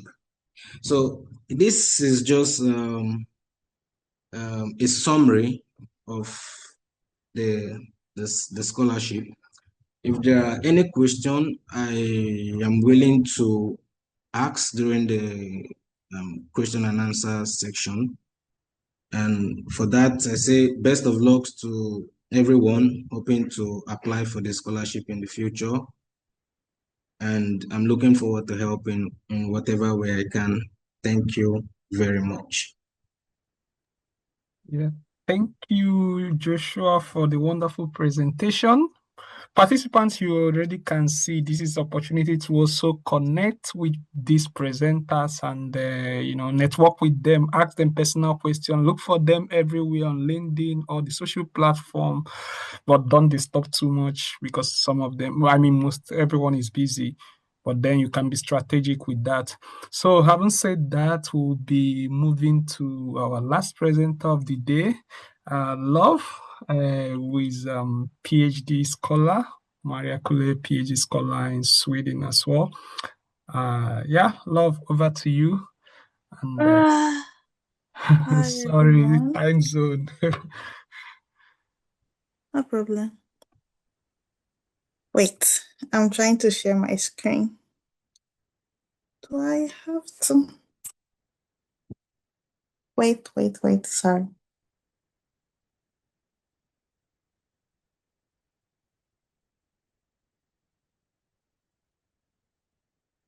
Okay.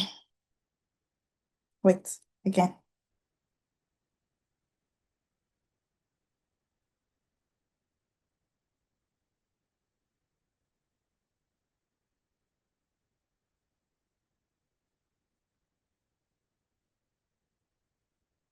Mm.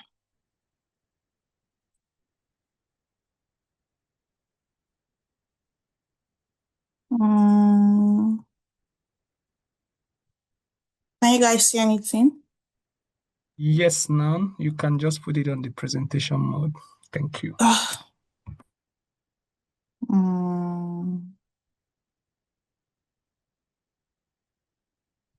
I'm coming.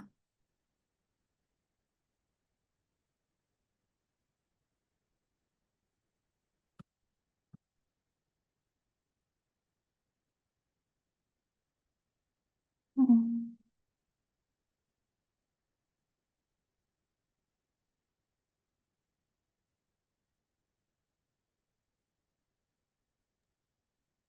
We're having some technicalities. No. What about now? Is it still the Yeah, same? it's more like half. Before it was showing full, but we are seeing, yeah, you can put it in presentation mode. Let's see how it looks. There is half of it. It's like a divided screen. Can you stop presenting and reshare your screen? Yep. So share entire screen. I want to share my screen, but Or you select the. yeah. Okay, you wait and then it will load. Yes, now. Okay. So sorry for the delay, everyone. I hope we are all okay. So I'll be talking about the Marie Curie Scholarship, or basically it's Marie Sklodowska Curie Actions, which is funded by the European Union, and basically it was, should I say, implemented to develop talent and also further research and innovation in Europe. So basically, they try to provide funding for doctoral studies and also postdoc and also other type of research. Like I said, they also want to foster innovation, so they also provide funding for some industries, and they also have a number of different funded programs, or should I say, funded activities, which are under the umbrella of these Marie Curie actions. So for some of them, they have the first one is the doctoral network, which is just meant for doctoral candidates, people without any doctoral degree. So if you're a master student, or if you're someone who has a master degree, then you are qualified to apply for the doctoral MSCA doctoral network. And basically, the goal is just to foster collaborative training between either two universities, where you try to do your PhD in one university called the host university, and then you have to do like a secondment or an internship or an exchange in another university. In some cases, it has to be an industry.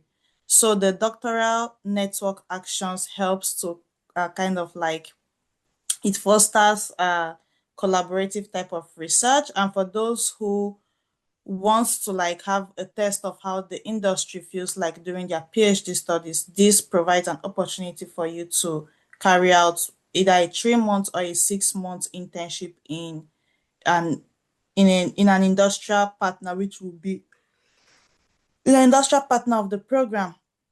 Also, they also have the postdoctoral fellowship. This one is just for people who have done their PhD and who has a PhD degrees.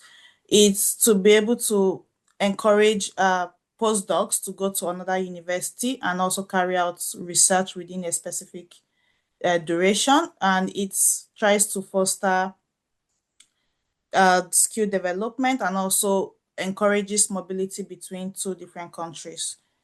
And now they also have the co-fund programs. Now the co-fund is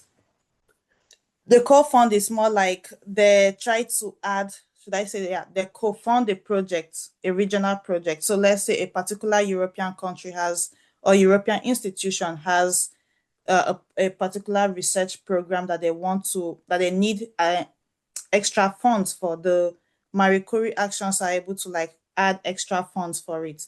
And then they have the staff exchanges. This is for lecturers, scientists, or those who work in the industry if you want to get additional skill, or if you want to like if you want mobility in terms of your research to carry out research in another place, there you can apply for it, and then they give you should I say, a short-term fund for you to go carry out research in this particular wherever you want to go, which has to be within their guidelines.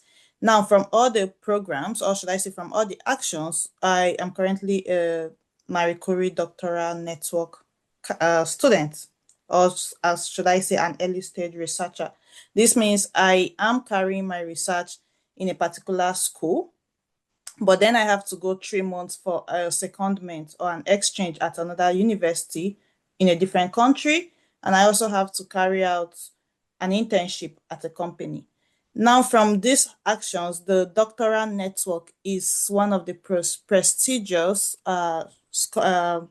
PhD fellowship, because it is able to cater to your living allowance. It also caters to mobility. They have what they call a monthly mobility, whereby they pay you for working in that place.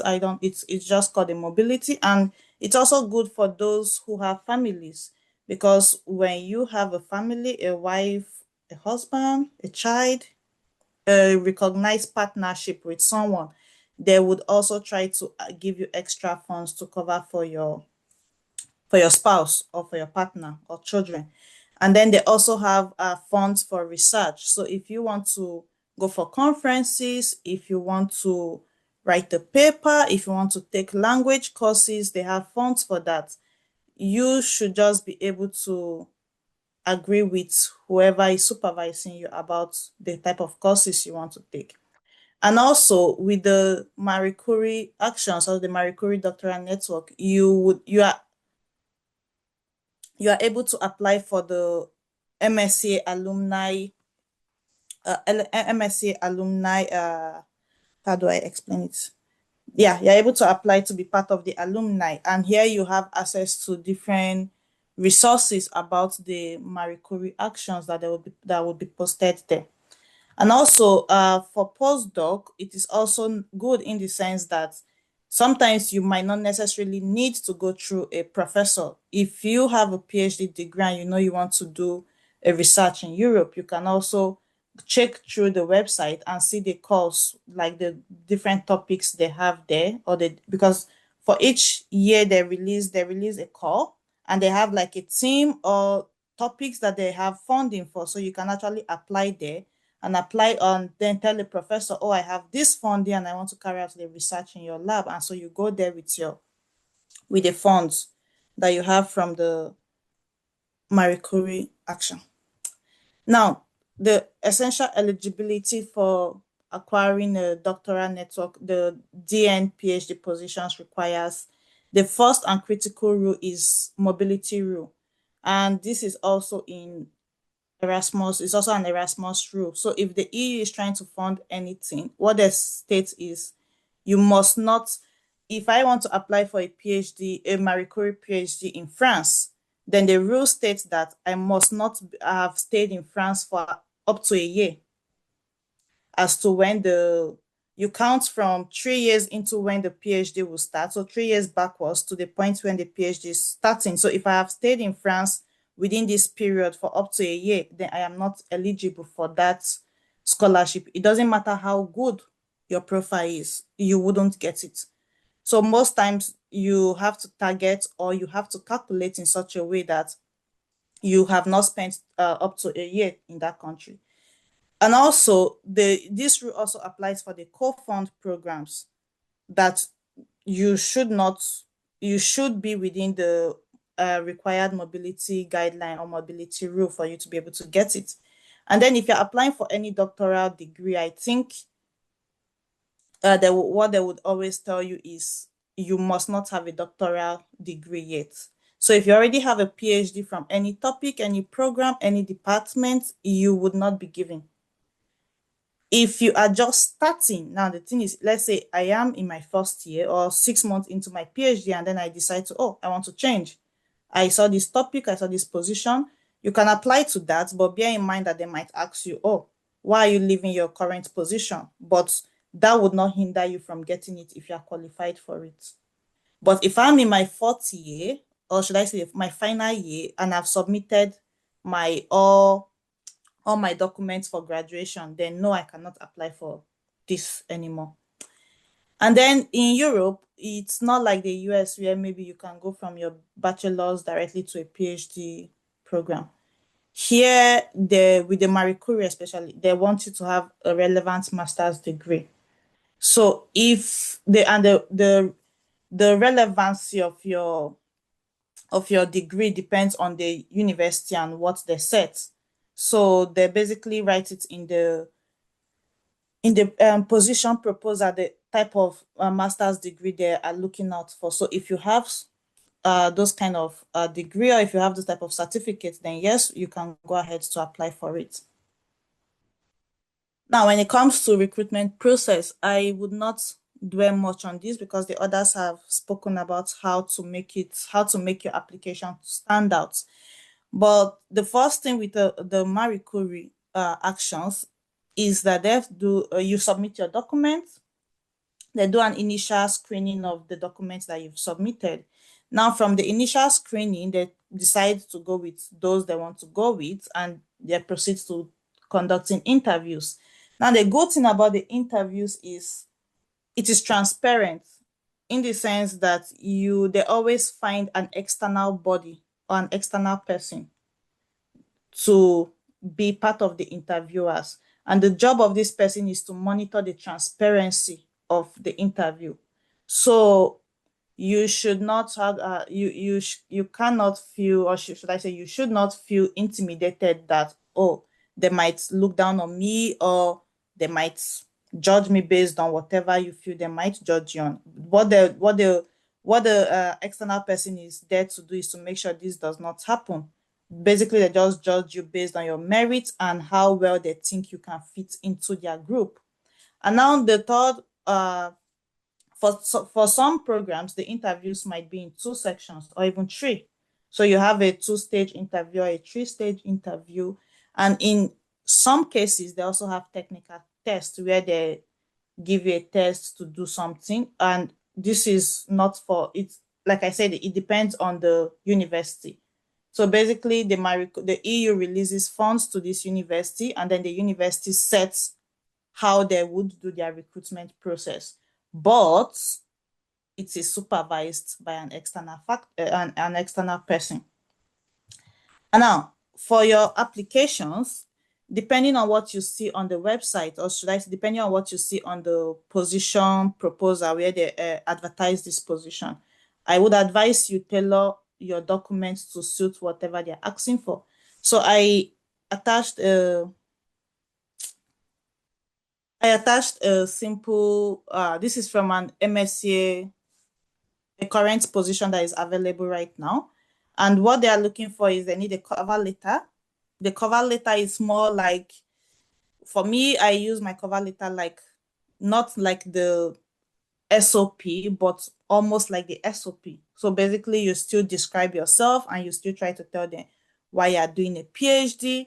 And then they need a CV. Now, you have to be careful because sometimes the program might tell you Europass CV, sometimes they do not specify. In my case, they did not specify, and I used my current CV and it was not a Europass CV.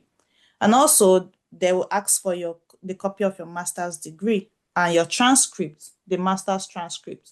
So if you have your bachelor's transcript and your master's transcript, you can just submit those.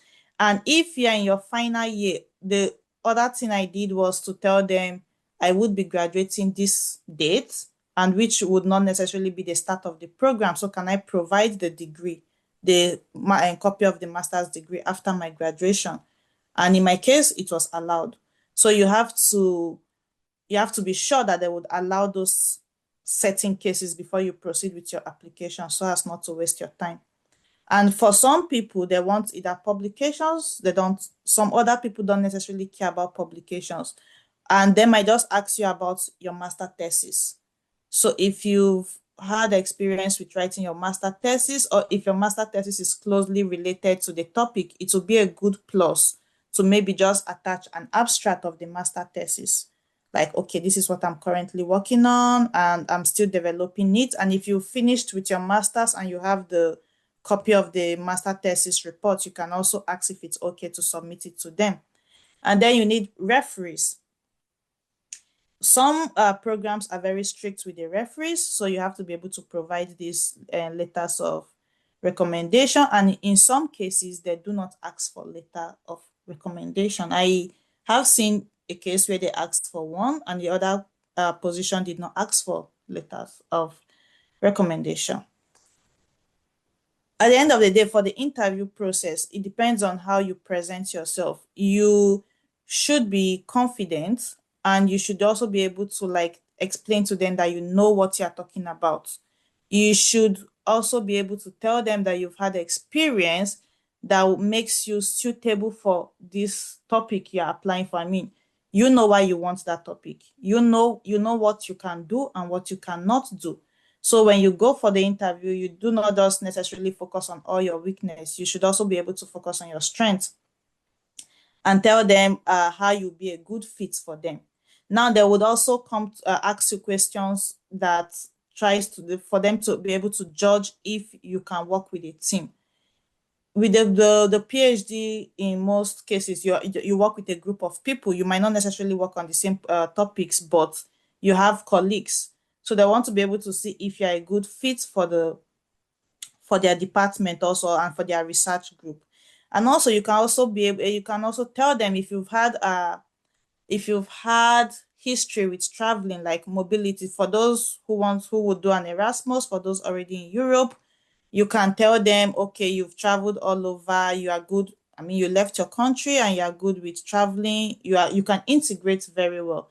And now if you are still in Nigeria, because actually you can get the position from home if you have a master's degree.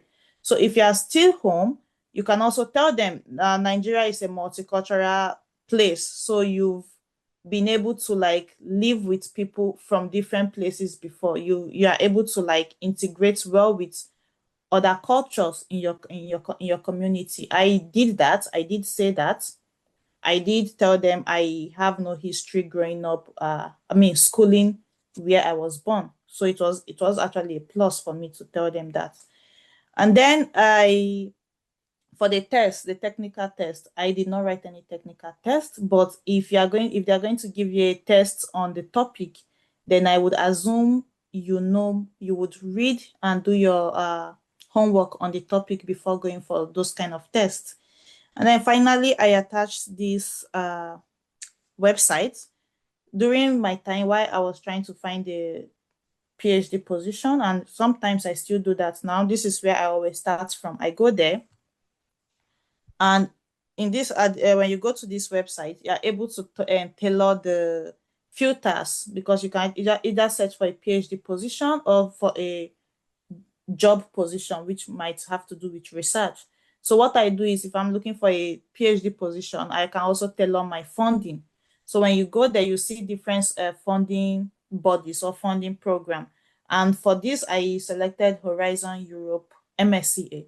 So when you select this, you see all the programs that are being funded by the Marie Curie Action, most of which will be, if it's a PhD position, then it will be the doctoral network.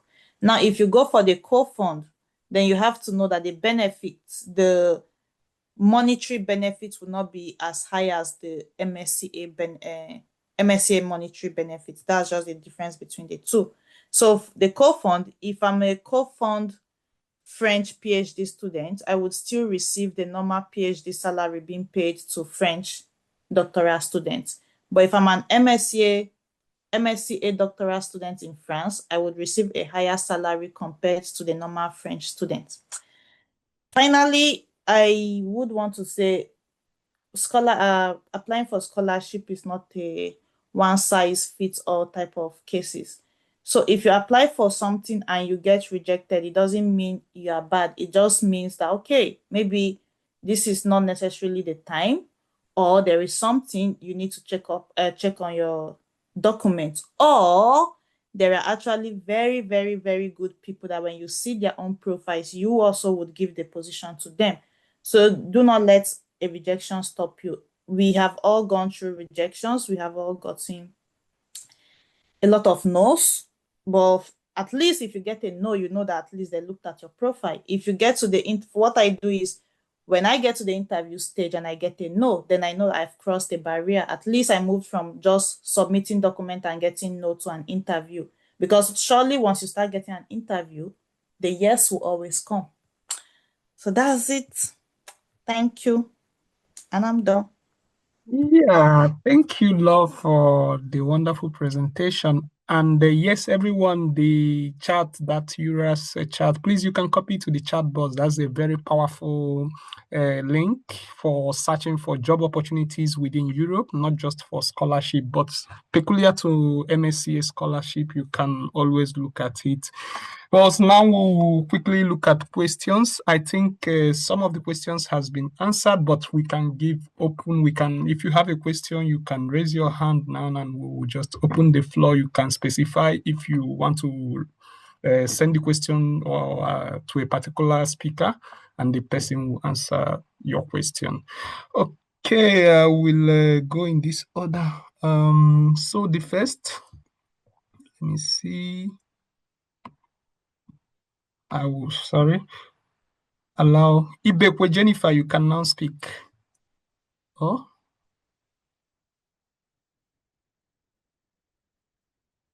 Ibekwe Jennifer, can you hear me? Okay. Yes, I can hear you. Can you hear me? Yes, you can go ahead with your question now. Okay, good evening, everyone. Thank you so much for this opportunity. So my question is directed to Mr. Nsikak. First off, I would like to commend him on his presentation concerning the Erasmus Mundus program. So here's my question. I've been able to identify a couple of programs, but top of my list is a master's program in lexicography, which I think I have like the requirements, the profile and everything. But here is the issue. They needed a German proficiency. I've been able to reach out to the coordinator, the program coordinators, and they didn't really specify on what I should do. So basically they just gave me like a generic answer. So I don't know if it's something I should I don't know if it's wise for me. Can you hear me? Yes, I can hear you clearly. Please go ahead. Okay, yeah. So I don't know if it's wise for me to go ahead with the application because I've been learning German on Duolingo for the longest. But we all know, I don't know, but I feel Duolingo doesn't have any certification for German. So I don't know if I should continue or like push through with the application or I should just, sit it out. And secondly, you mentioned something regarding the SOP motivation letter, yeah? And I wanted to talk about the last part where we have to like mention our career goals, long and short-term goals. Is it necessary to just niche it down? Like can I specifically say my career goal will be focused on my immediate community impact, or can I just take it broader? I don't know if you got that.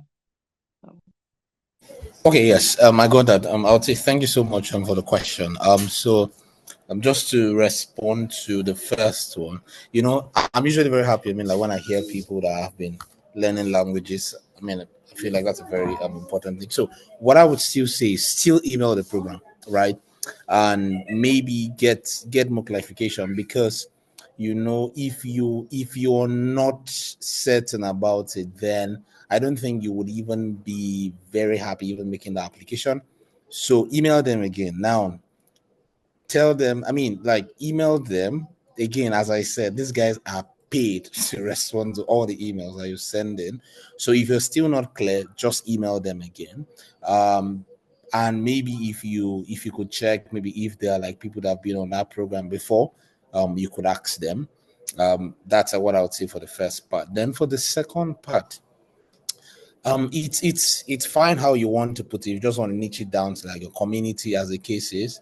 But just to say that for like Erasmus programs, as much as you're specific, right? There's this whole notion of act locally but think globally, right? So try to see how do you connect that to the bigger dot. So like that's how I would say it. So you can niche it down, but then tell it to how that's going to contribute to something bigger than just what you're doing immediately. So that's the way I would respond to those two questions. Thank you. Thank you, Sika, for the answer. Then we have Abdullah. Anyways, I allowed you to speak. Ayomoba. Sorry if I pronounced the name wrongly.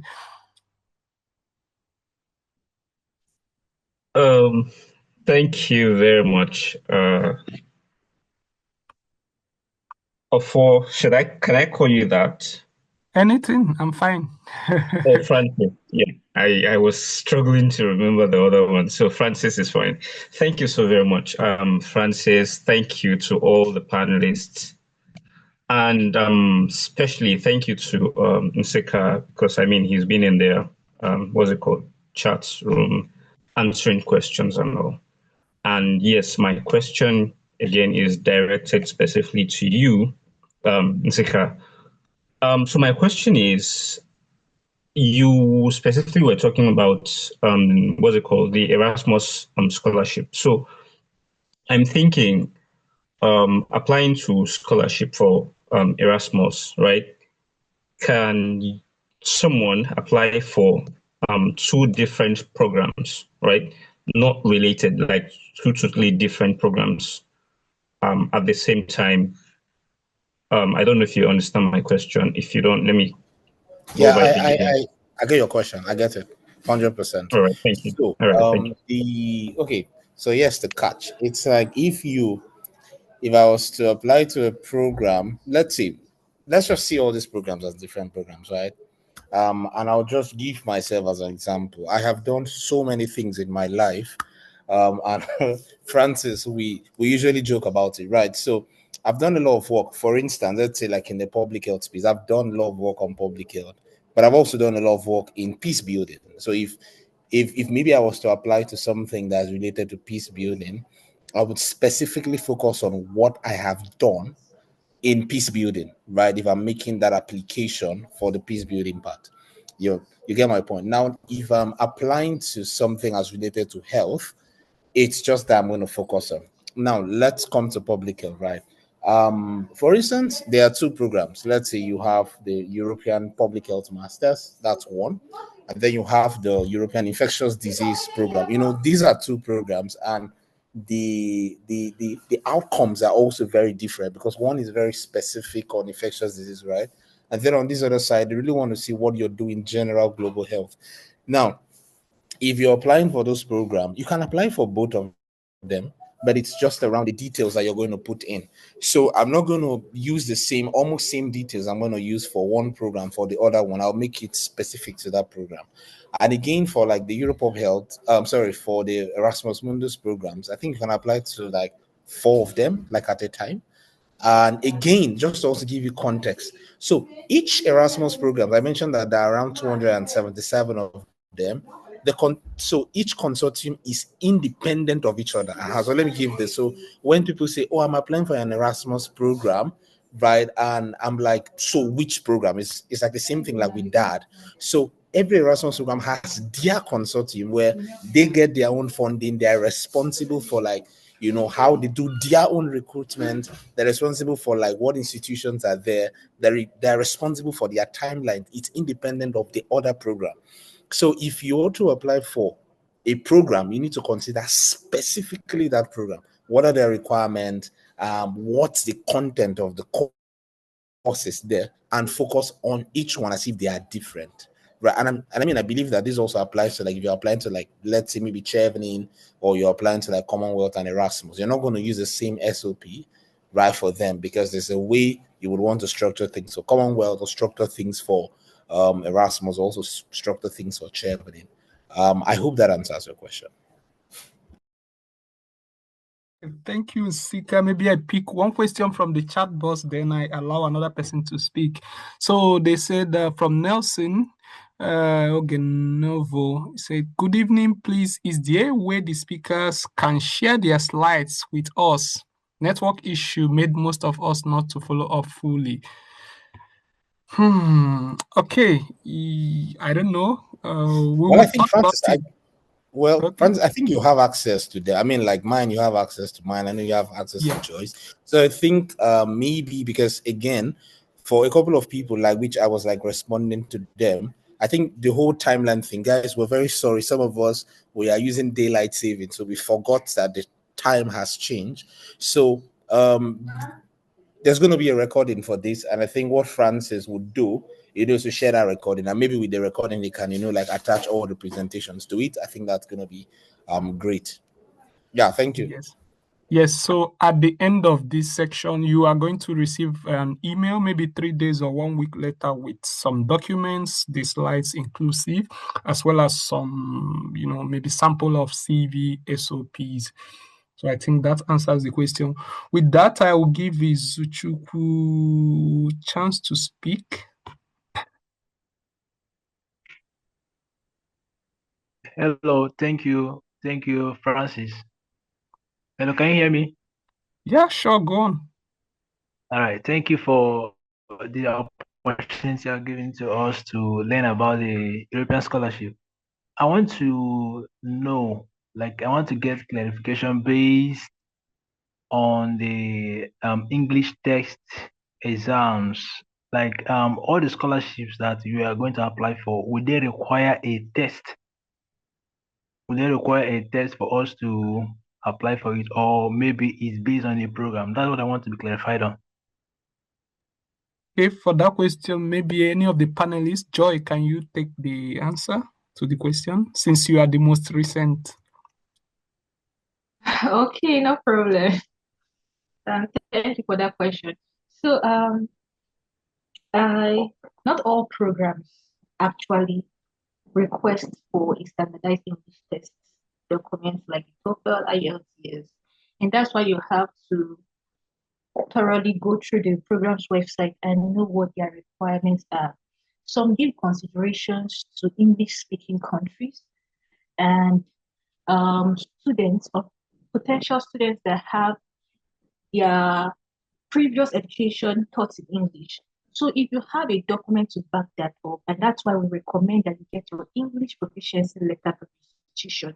Modality to getting it differs for each school. My own undergraduate school, that's Uniben, differs from that of Unilag, differs from that of Uniloring, differs from that of Uniport, and the like. So you have to know how do these things work. So just the basis is get the English proficiency letter as a backup, because not all programs request for it. However, there are some that are so keen on it. And in that situation, you have no other choice than to provide them the necessary documents.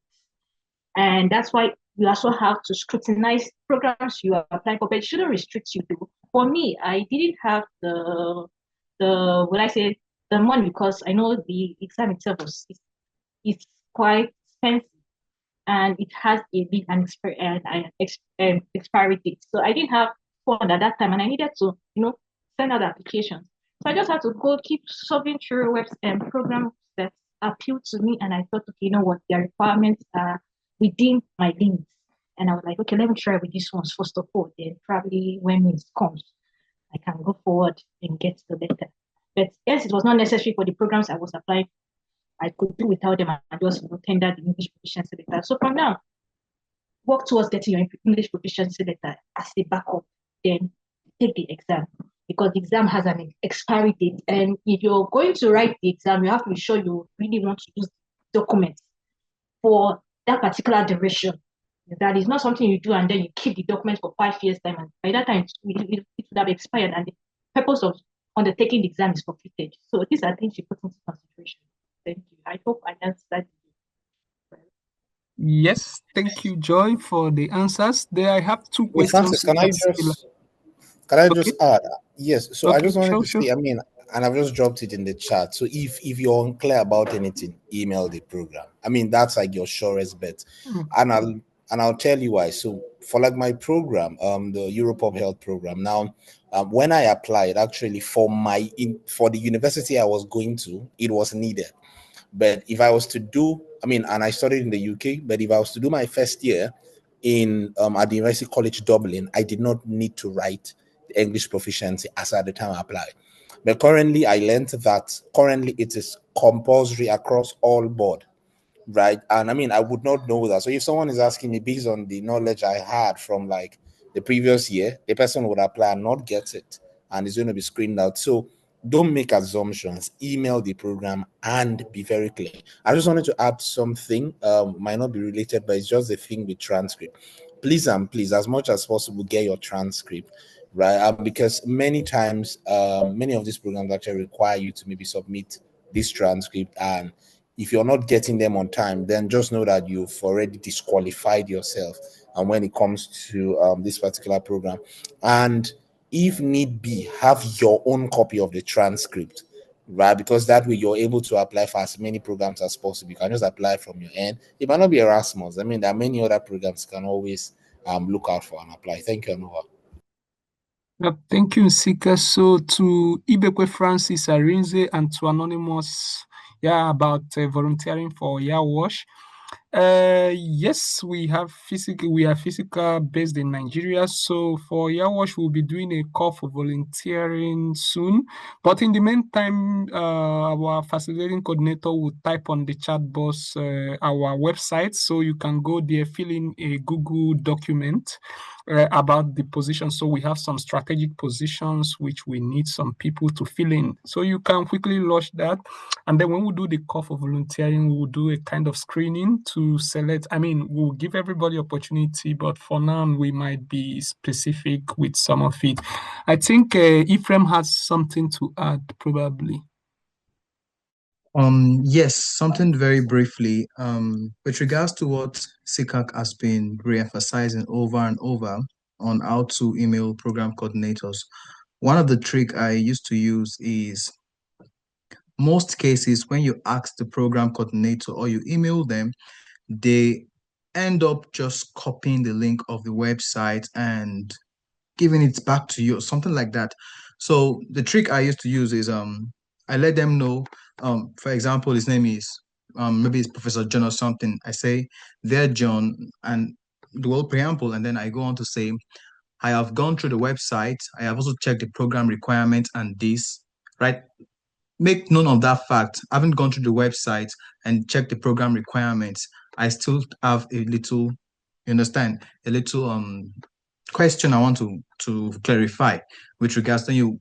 Go direct and make it very, very, very concise and straight to the point, so as to avoid them just giving you the link again, because in most cases they just copy the link and give it back to you, and then they expect you to go through it, and you may not really get the answer you want. So let them know you've gone through the website and you've gone through the requirements, and you still don't have clarity, and you should probably get like a better response from them. I have done it several times and it worked for me. So I hope this probably help people out there, because this point is very important. Always reach out to the program coordinator and they will answer. But then the way you email them or you message them also play a key role to the way they can respond to you. I just wanted to add that. Thank you. Thank you, Ephraim. I think Tahi wanted to say something, but maybe you can take it together with the question we have here, Tahi. There is a question from Emmanuel. He said, my question is regarding to the Sweden scholarship. I was told that the transcript needed must be sent from our school. How true is this, please? Okay, over to you, Tahi.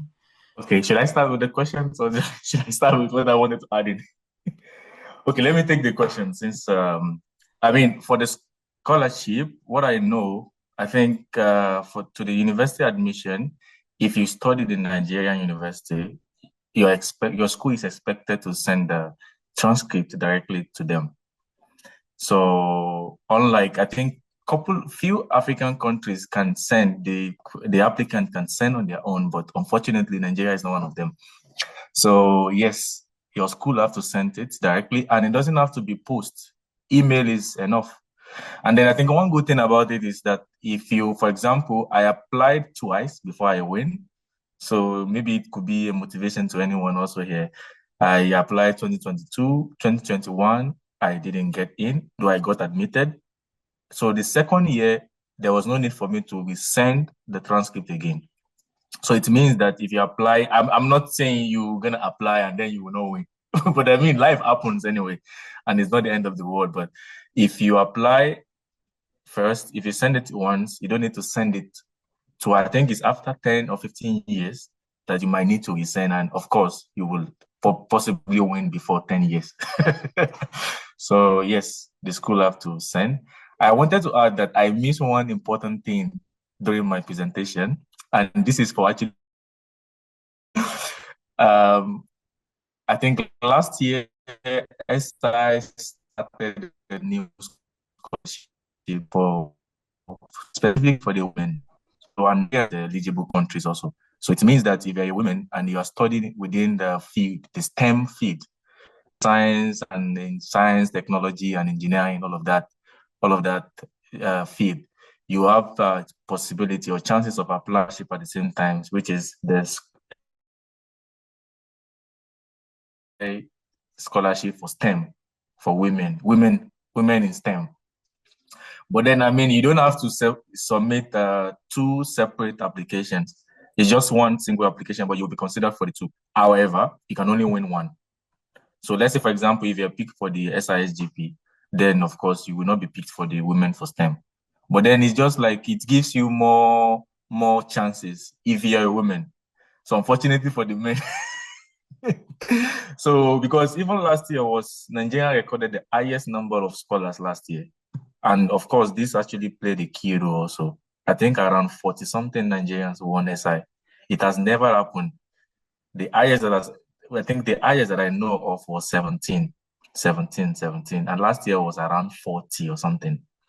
So it's a good shot particularly for women in STEM. So, and then again, I think I mentioned, it was included in my slide, but I was not sure if I mentioned it, that SI, you don't pay for the scholarship, but however, there is an application fee for the admission.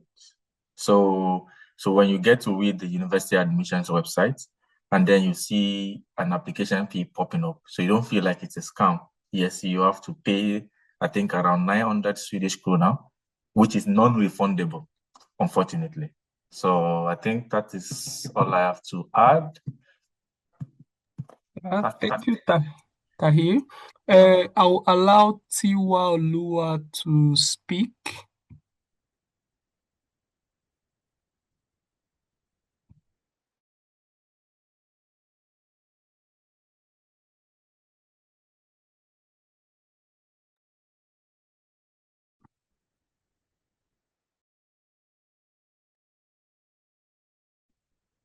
Tiwa Olua, you have a question, right? Tiwa Olua, maybe.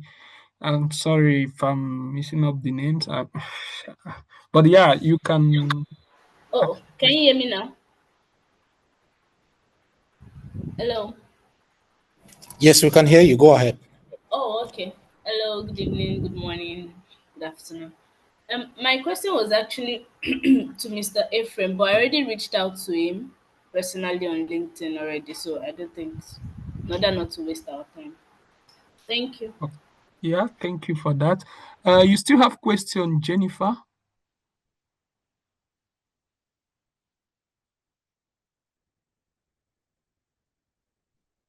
Jennifer, you still raised your hand. Do you have any question?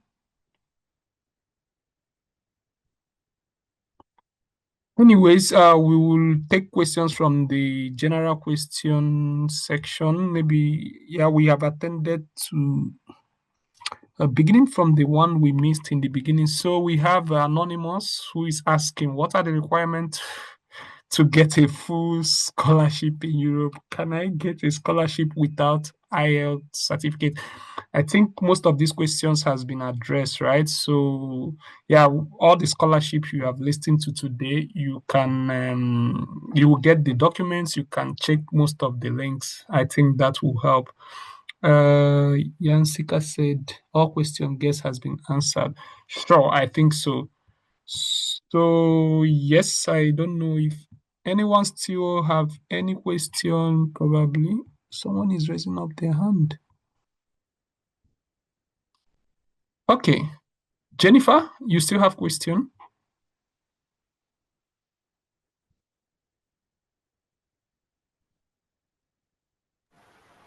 Anyways, I don't know. Hello, once So again. I think Sorry. Can you hear me? the person's hand there is up. Yes, can you hear me? Yes. Okay, yes, I have a general question. So I think one of the panelists mentioned that I think that's Tai, having this civil society. So let's say you don't have, and let's say your leadership experience is not particularly tied to what you want to do. I mean, it's not traceable, it's not, what can you do to cover up for that? Can you just, okay, I have intentions to, I have this, I have that, like, or what can you do? I think it's for me, right? Yes. Okay. Yes. I think that's a very good question, I would say. But let me break it down a bit. What I meant by leadership, or in my own interpretations, and then of course the civil society. I remember in my presentation I mentioned my friends from Cameroon. She used the local cultural group as civil society. They don't have a website. It's just like a typical social group in every state in Nigeria. They don't have a website. I am not sure if they have a Facebook group. I'm not sure. But then the traceability comes down to the referee, because if you're using a civil society as your reference, I mean, your referee should be traced.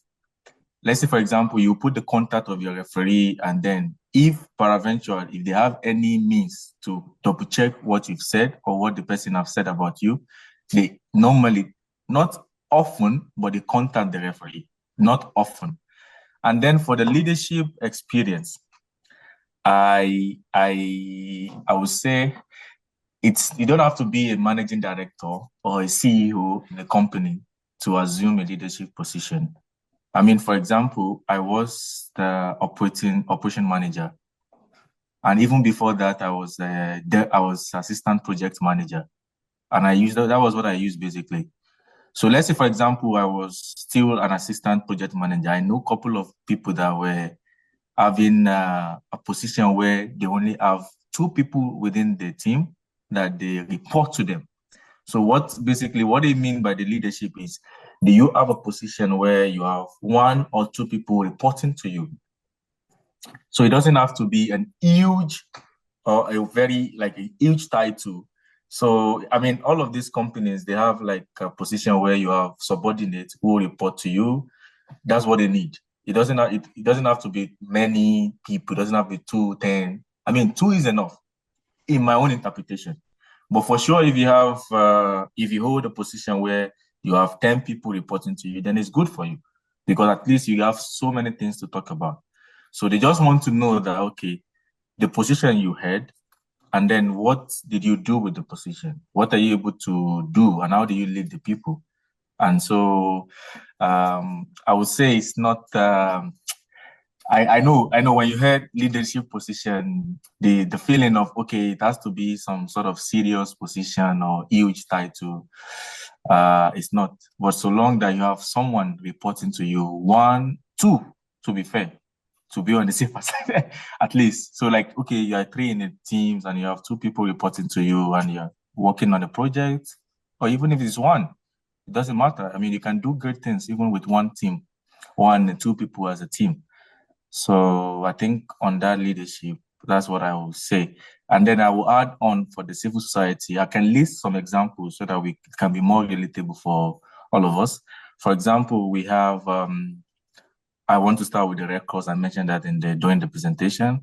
We have I think even some religious body. I once had, I'm not sure if it was true, but there was one, it was them say. So now try to understand me clearly that the guy used, it was an association that was affiliated to his church. So it doesn't connote the religious title, but most of their activities revolves around, it's sponsored by the church stuff. So they go on outreach, they do so many things. So most of the NGOs that we have and cultural societies, some association also within the religious body that have volunteer activities, outreach activities. It's okay. And then again, if you are submitting a referee from that, it has to be somebody above you that is referring you. For example, if I'm submitting a reference from a civil society, it has to be somebody above me. If I'm the vice president, the president has to be the one referring me. It must not be somebody below me referring me. So in my society, in my civil society, the one that I used for SI, I remember I was heading a group, basically. It was RUDEP, Rural Development Engagement Project team. So I was just heading that team, and that was it. So when I was writing the reference, it was the vice president for the association that wrote the reference for me. So I think that's one thing again we need to know. But then just know that it doesn't have to be something huge or a known NGO, but something that is okay, traceable in the sense that maybe they don't have a website. It doesn't matter. If they don't have a website, it's still good. But if they have a Facebook page, fine and good. That's even more better. But at least if peradventure you are requested to confirm what you've said, there are evidences. Okay, this is what we did, and probably maybe pictures or something that, okay, when we did what we did, and that's it. So I hope this has answered your questions, at least for SI. So I don't know about every other scholarship. Well, I think it's applicable to most scholarship. Thank you, Tahi. So we'll pick maybe a couple of questions to end this section. It's been a long one.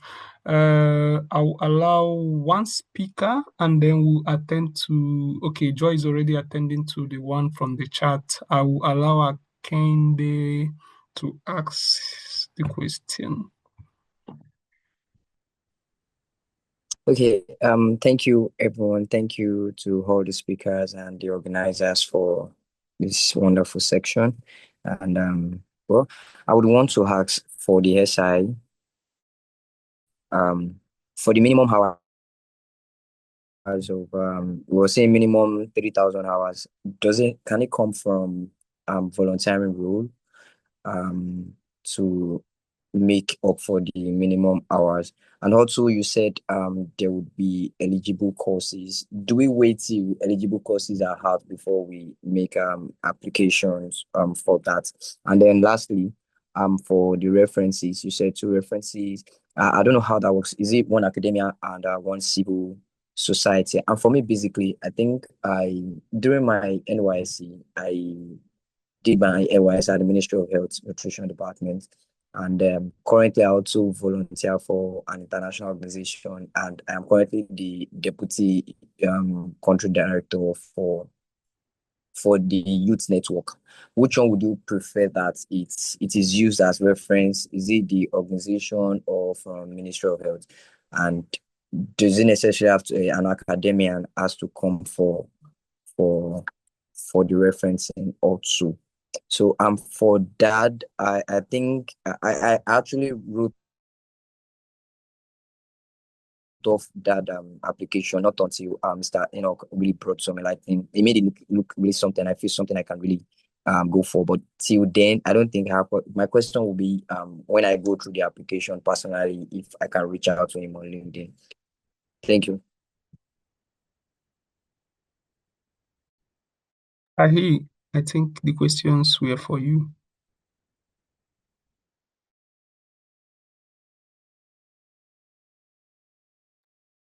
Seems like there's no Tahi anymore. Okay. Well, maybe a quick one. You can actually contact Tahi later, but I think, yeah, so when it comes to work experience, from my own experience, I think it applies to any measurable work. For example, if you volunteer, you can actually use this as part of your working experience. So, because here is recognized as a standard working experience. And for recommendation, I mean, I think, I don't know how it works with the SI, but basically, if you tell me, I wouldn't be biased. But if I have an international organization and local organization, for me personally, I might say, anyway, to me, it depends on the relevancy and the connection. So if the program you are applying to is more related to the foreign organization, then I would recommend you maybe reach out to the foreign organization to provide the reference for you over the local organization. That is my own take on. But yeah, you can always contact Tahi. I mean, most of the panelists can also drop their accounts, both LinkedIn, maybe where they prefer Twitter. You can always reach out to them and ask any specific question you want. Yeah, I can see Frame already said you can contact him on LinkedIn. Please, you can put in your LinkedIn link to your account so that followers, I mean, the participants can always ask their questions. I don't think we have any other questions. Do we? Francis, I'm back. But the questions has been attended to. So you can drop your LinkedIn account and they can contact you personally. Yes. Okay.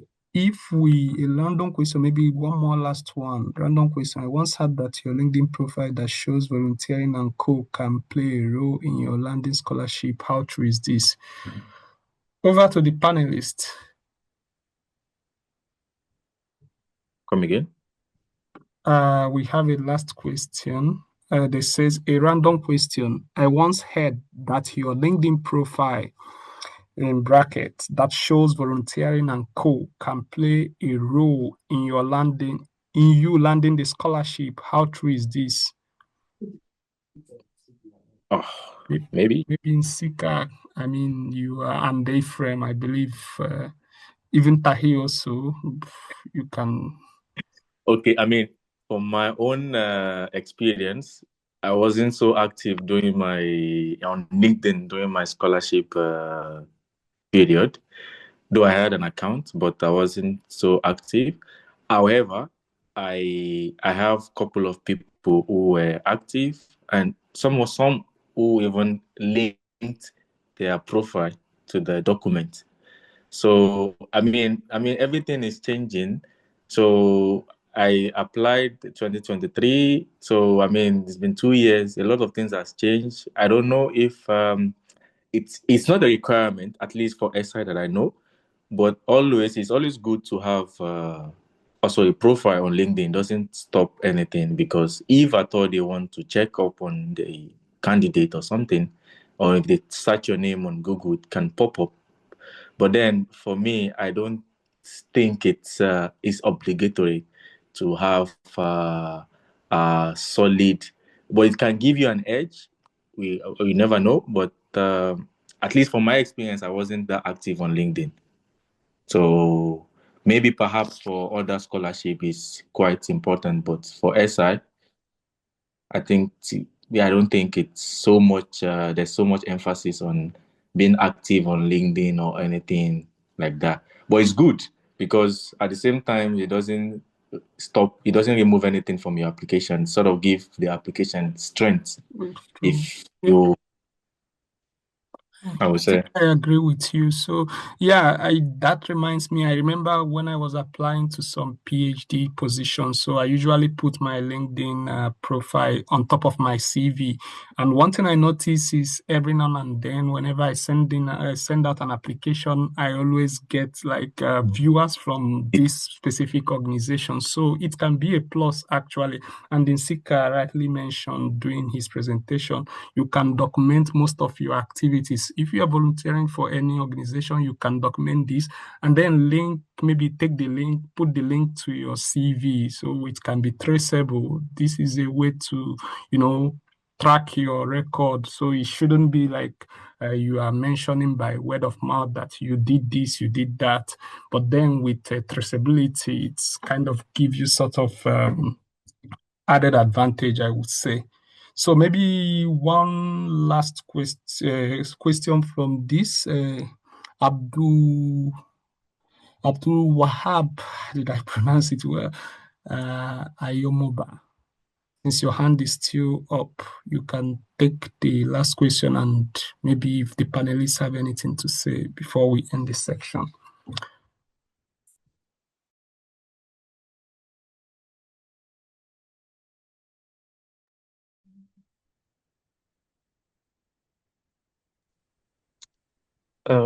Yeah, Francis, thank you again. So this question this time is for you. I actually had asked in the chat room, but so you talked about volunteering for the Yawash, what's it called?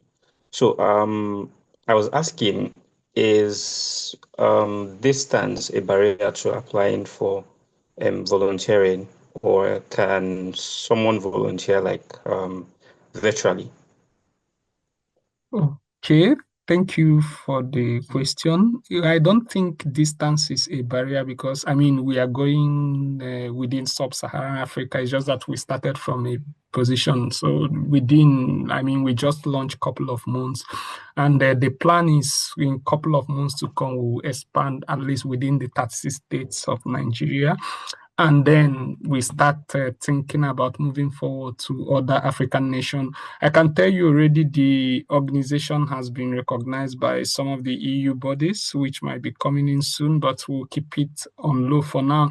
But yeah, you can volunteer virtually, but then we have to scrutinize. I mean, sure, it depends on specific needs. So maybe you just fill in whatever you can do on the Google document, and then we'll look at it, maybe have some series of interview or stuff like that. And at some point, we'll call a bigger volunteering opportunity. We'll launch a bigger volunteering opportunity out there. So yeah, so distance is never a barrier. We are moving digitally these days. Oh, all right. Thank you so much. Yeah, thank you. Yeah, everyone that is interested, I think our facilitating coordinator will drop the link. You can just go to the website. There is a Google document. You can fill in your document, so we have your data already. We can already treat this. We can treat and look at it at some point, but then we'll be calling for volunteering. And maybe an announcement, our co-founder who is in the US will be having a section in next month as part of, maybe it will be once more public, but then in December, we might be looking at career mentorship specifically for our volunteers this time around. So yes, which might be coming at some point in December. But yes, you can fill in your interests about the organization within our Google documents, and we can attend to that. And follow our different pages, both YouTube, like for example, this section will be shared on the YouTube, and then you are going to get a link, maybe a message at the end of this section, maybe 3 days, like I said last time, or 1 week, with most of the files and some of the stuff that can aid you towards this scholarship journey. And it's my pleasure having you guys in this section. And maybe, I don't know if anybody, words from our panelists before we call it a day.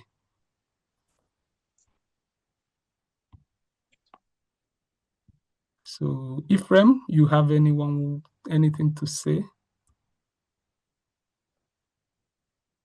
Or encourage attendees? Okay. Well, I don't have anything to say, but just a few words of encouragement.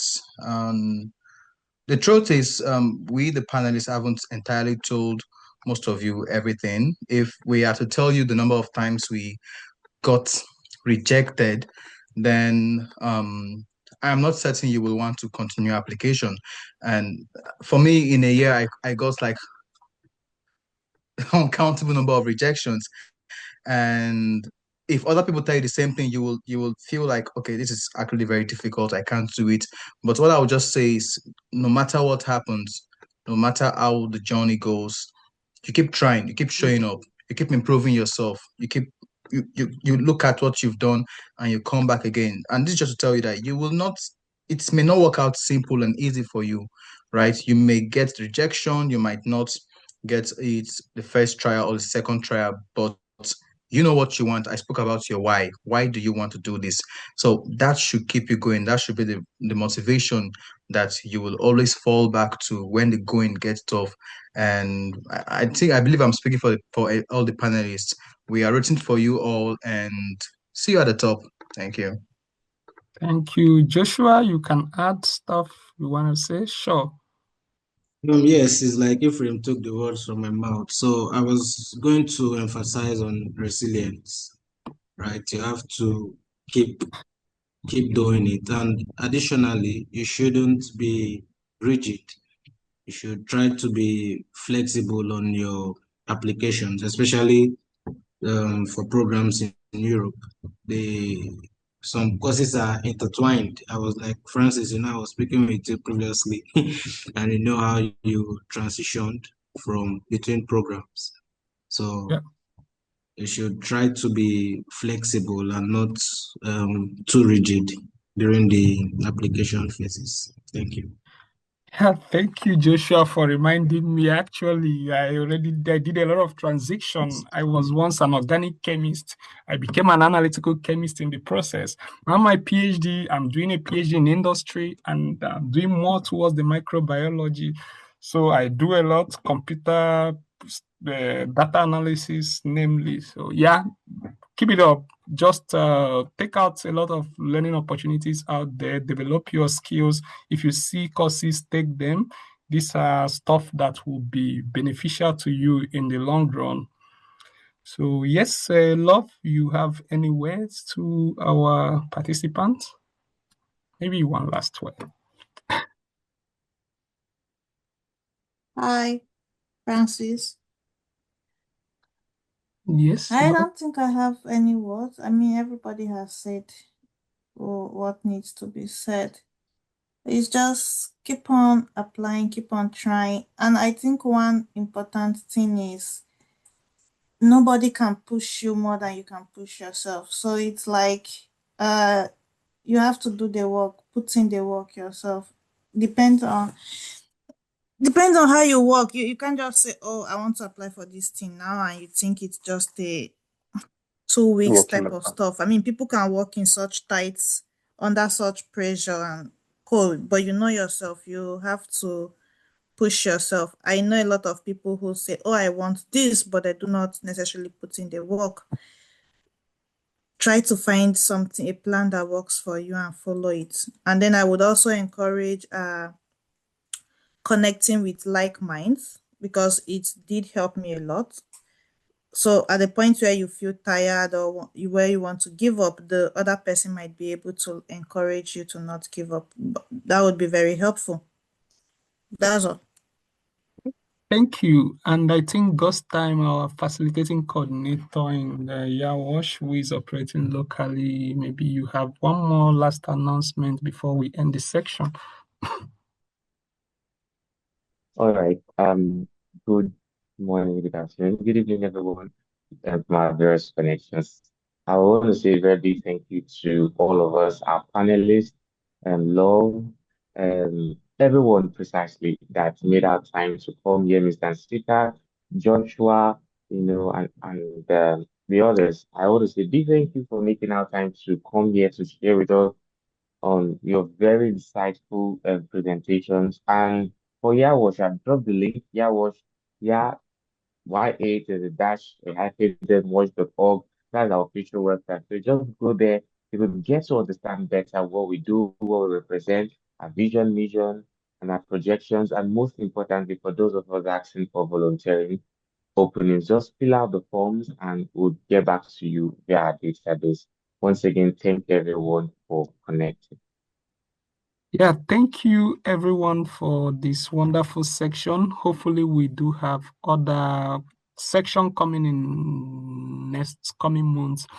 Please do well, like I advise, connect to these people that spoke to you today. It will be really useful for you, but don't disturb so much, but you can ask some questions in case you have specific question. With that, I would say a very big thank you for all the panelists and our attendees. And we look forward to seeing you all in greater places. Of course, in Europe, we might have a gathering in the future. Who knows from this gathering. So good night, good morning, and good afternoon, depending on your time zone. Do have a wonderful day, night rest. Thank you and bye.